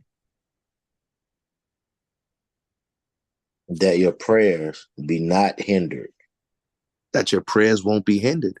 Because if you're not following by what these scriptures saying, you're not being doing things according to the will of the Most High, your prayers are not going to be answered. Your prayers are going to be hindered because you're actually going to be living in sin, but you'll have so much pride you won't understand it. You have so much to say you won't even recognize it. And then you'll be praying for things and they're not happening. The opposite of what you're praying for is happening because it's the Most High's will who's going to be done, not your will. Read on. Finally, be ye all of one mind, having compassion of one another, love as brethren, be pitiful and courteous. God, be pitiful, be courteous to each other, right? Not rude to each other. Have pity on each other. Show empathy and love towards each other. Be compassionate for each other. Not evil and high-minded and haughty and prideful before each other. This is the final message. It's the final age that we in. Whether it goes on for another 10 or in the next 10 months, nuclear bomb drops, or it just gets even worse and keeps waxing worse. It's the final message, just the final level. To be able to have love and compassion and to be courteous with your brothers and your sisters. To be tender-hearted towards each other, to be submissive to your husbands, to love your wives and teach and train up your wives, right? And your children. And to build this nation back together. This is the final level we on. We right here at the cuff. We reached the final level. Now we got to put it all together. Our mind, body, and spirit. worship and glorify and honor the Most High with all our mind, with all our body, with all our spirit, and be courteous to each other, love each other, and have compassion for each other. Right? Finish that verse out, King. Knowing that ye are thereunto called, that ye should inherit a blessing. That's Salaki. Or railing for railing, but contrariwise blessing. Knowing that ye are thereunto called, that ye should inherit a blessing. Right. Don't go on for railing for railing. Don't render evil for evil. And don't render railing for railing. So you think somebody did you wrong, or you think somebody said something to you wrong, so you're going to render evil to them for evil. Somebody said something or started gossiping, or you thought they said your name or put something on a post, so now you're going to rail against their rail, and you're going to go evil for evil and railing for railing. Nah, that's how you lose your blessing. You won't be blessed, and the Most High is going to judge you for that. So show compassion and love to your brother, not evil for evil, not railing for railing. That's how you inherit. It just said how you inherit the blessing is by being meek and humble, by being submissive, by being willing to teach and build up your wives and build up your household and train up your children and love your brother and have compassion on your fellow brothers and sisters. Khan? Khan. And with that, I yield. I'm going to go give everybody a minute so we can say the Lord's Prayer in Paleo Hebrew. I'll go ahead and give everybody a minute to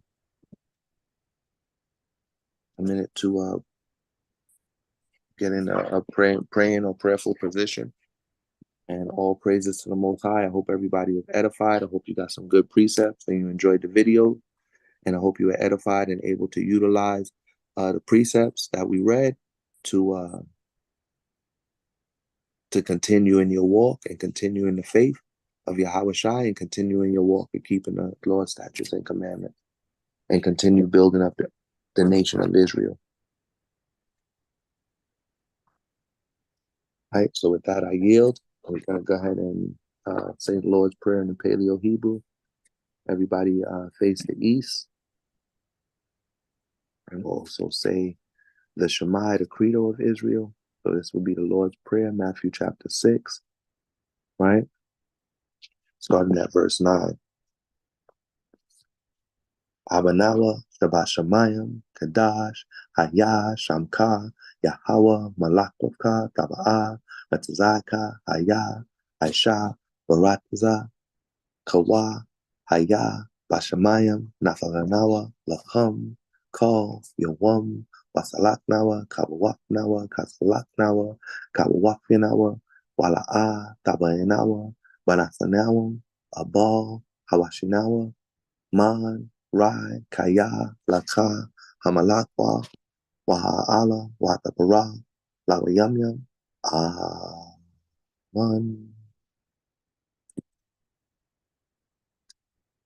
It's the Lord's Prayer. Heavenly Father, holy is your name, your kingdom come. Hallowed is your name, your kingdom come, your will be done on earth as it is in heaven. Thank you for giving us this day our daily bread. We ask you that you forgive us of our sins as we also forgive others of their trespasses and their debts against us. Lead us and guide us not into temptation and deliver us from the evil one. For thine is the power, the kingdom, and the glory forever and ever. Amen. God, all praises to the Most High. And with that, I yield. And everybody have a beautiful night. Shalom.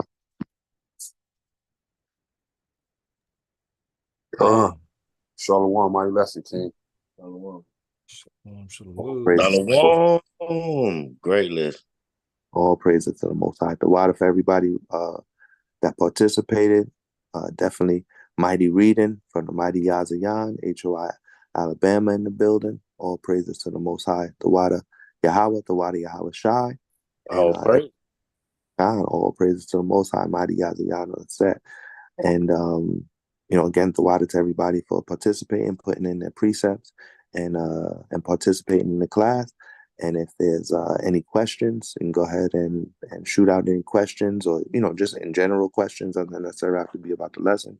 But if there's any questions, you have the captains, the elders, and myself as well to go ahead and shoot you some answers. So we'll field any questions, give a couple of minutes. And if not, everybody have a blessed and a peace and restful Shabbat. Make sure you tune in. Most likely you'll have Joshua Zebulon going live on Facebook tomorrow. You'll have Captain Ariyah and the mighty men of HOI Illinois going live tomorrow as well. And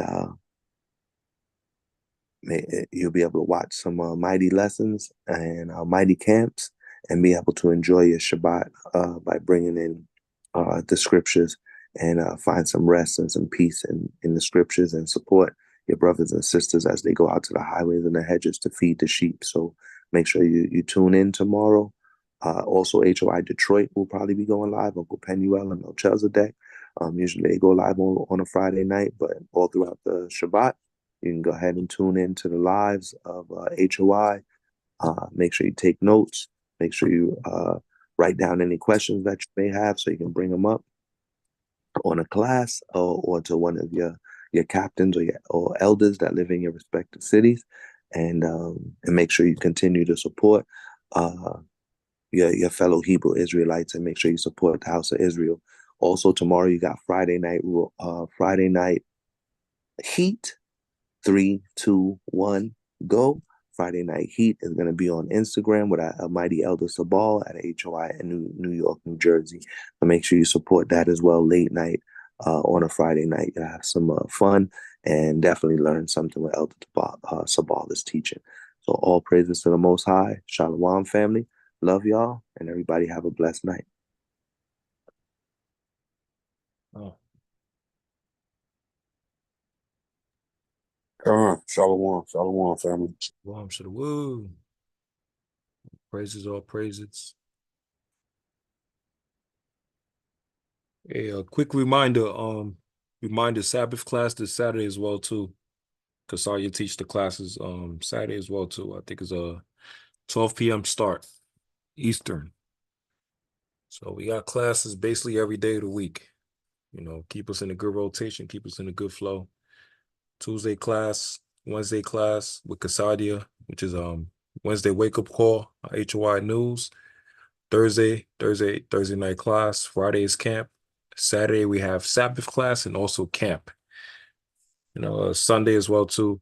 The sisterhood class and classes on the clubhouse as well too. And then don't forget the kosher breakfast, which Shawpa puts every week.